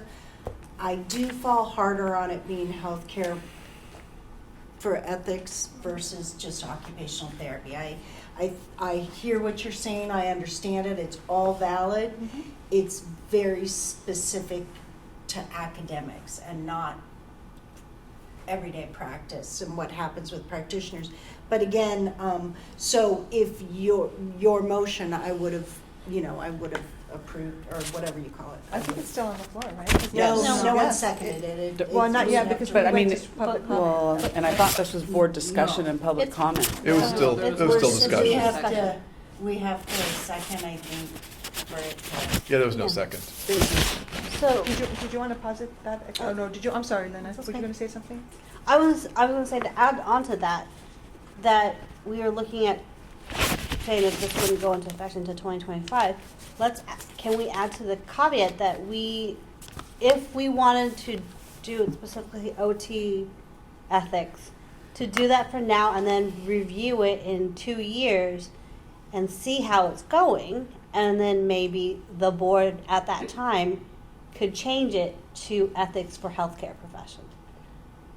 And as also with the also like right now using it as part of the 24 requirement, and then also with the caveat or if we do whatever that is, to review it again after 2 years and see how it's going, see how much ethical courses for OTs are out there, and if people renewing their license are having difficulties finding that course to fulfill the PDUs. So that's what I'm saying. So however you guys want to integrate it into your motion, but I think maybe we're saying it doesn't take effect until whatever year we want to take effect, and then also add that in 2 years that the board at that time review it to see if this still makes sense. Lena, can we split it? So one of those 2 units is ethics for the OT practitioner, the other one is ethics for OT practice. Healthcare practitioner versus, and we split the ethics, so it's one for for ethics and OT and the ethics for the healthcare practitioner. That way, if That it- could work. and then we Okay. if we build on the 3 years, then that sets everybody up for, hey, I could Developing. develop Develop the it. program for that, you know what I mean? So I work for Kaiser, which doesn't know the difference between PT and OT, and they have an ethics and physical therapy class that's 4 hours, and I can't take that class and have it count. If it's for the healthcare provider, no? Oh, you're telling me that has to be for the occupational therapy provider. If- I can't if go to it's an one for ethics and speech therapy class or an ethics and physical therapy They won't come class. for the OT provider, no. And I don't like that. I feel like I should be able to take that class and get credit for it. And it's right in my facility. You know, I don't have to go anywhere. I could even get my funding for it. But that's, I tend to agree with you. I do. Well, no, Yeah, that's okay. I Put like, motion.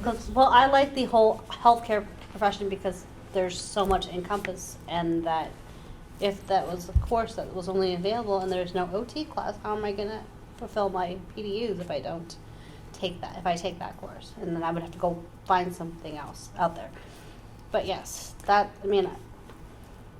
just my thoughts. I'm just looking down the line for people coming here in the hearing saying, there's really no classes for OT and ethics. I just found 3 of them, Yeah. courses by three different people. This one, company number 1 has a 3-hour online course that teaches OTs how to handle ethical and moral dilemmas and practice. This other one the other 2 were 2-hour courses. But And all I put was ethics course for occupational therapy. But I think that But if we have it as a good. requirement, ethics in general, people are gonna start realizing that, oh, there may not be OT stuff specific, that they'll start doing that in general, regardless if we say ethics for OT.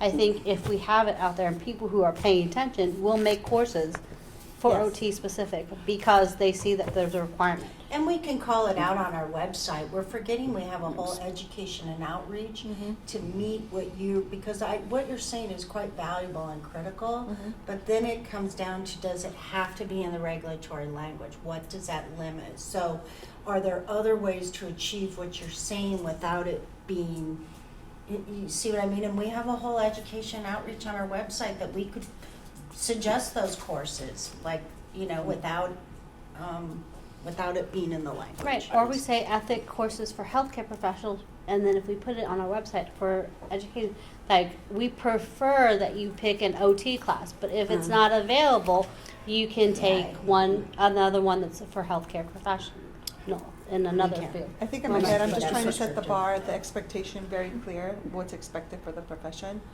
And it just, in my head, I've been trying to rationalize it. Go ahead. To the point when you talked about doing one general ethics, 1 hour in general ethics and one specific to OT. I've only seen one course that's for 1 hour. And so if you're going to build in this requirement that says one's general and then one's this, but they're all 2 hours anyway, then you're going to have to take another course because you're going to be missing one of the hours. Do you know what I mean? So I feel like, I don't know if you, if you want us to bring more information back on this. I mean, I believe there are a ton of courses. The 1 hour course actually is only $25, so I'm a little surprised that it's so low. For healthcare practitioner?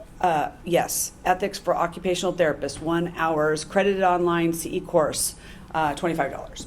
A lot of the other ones that were offered are offered by those companies that you pay an amount, for a year, for example, $99 unlimited access or what have you. I just caution you when, to the point about not over-regulating,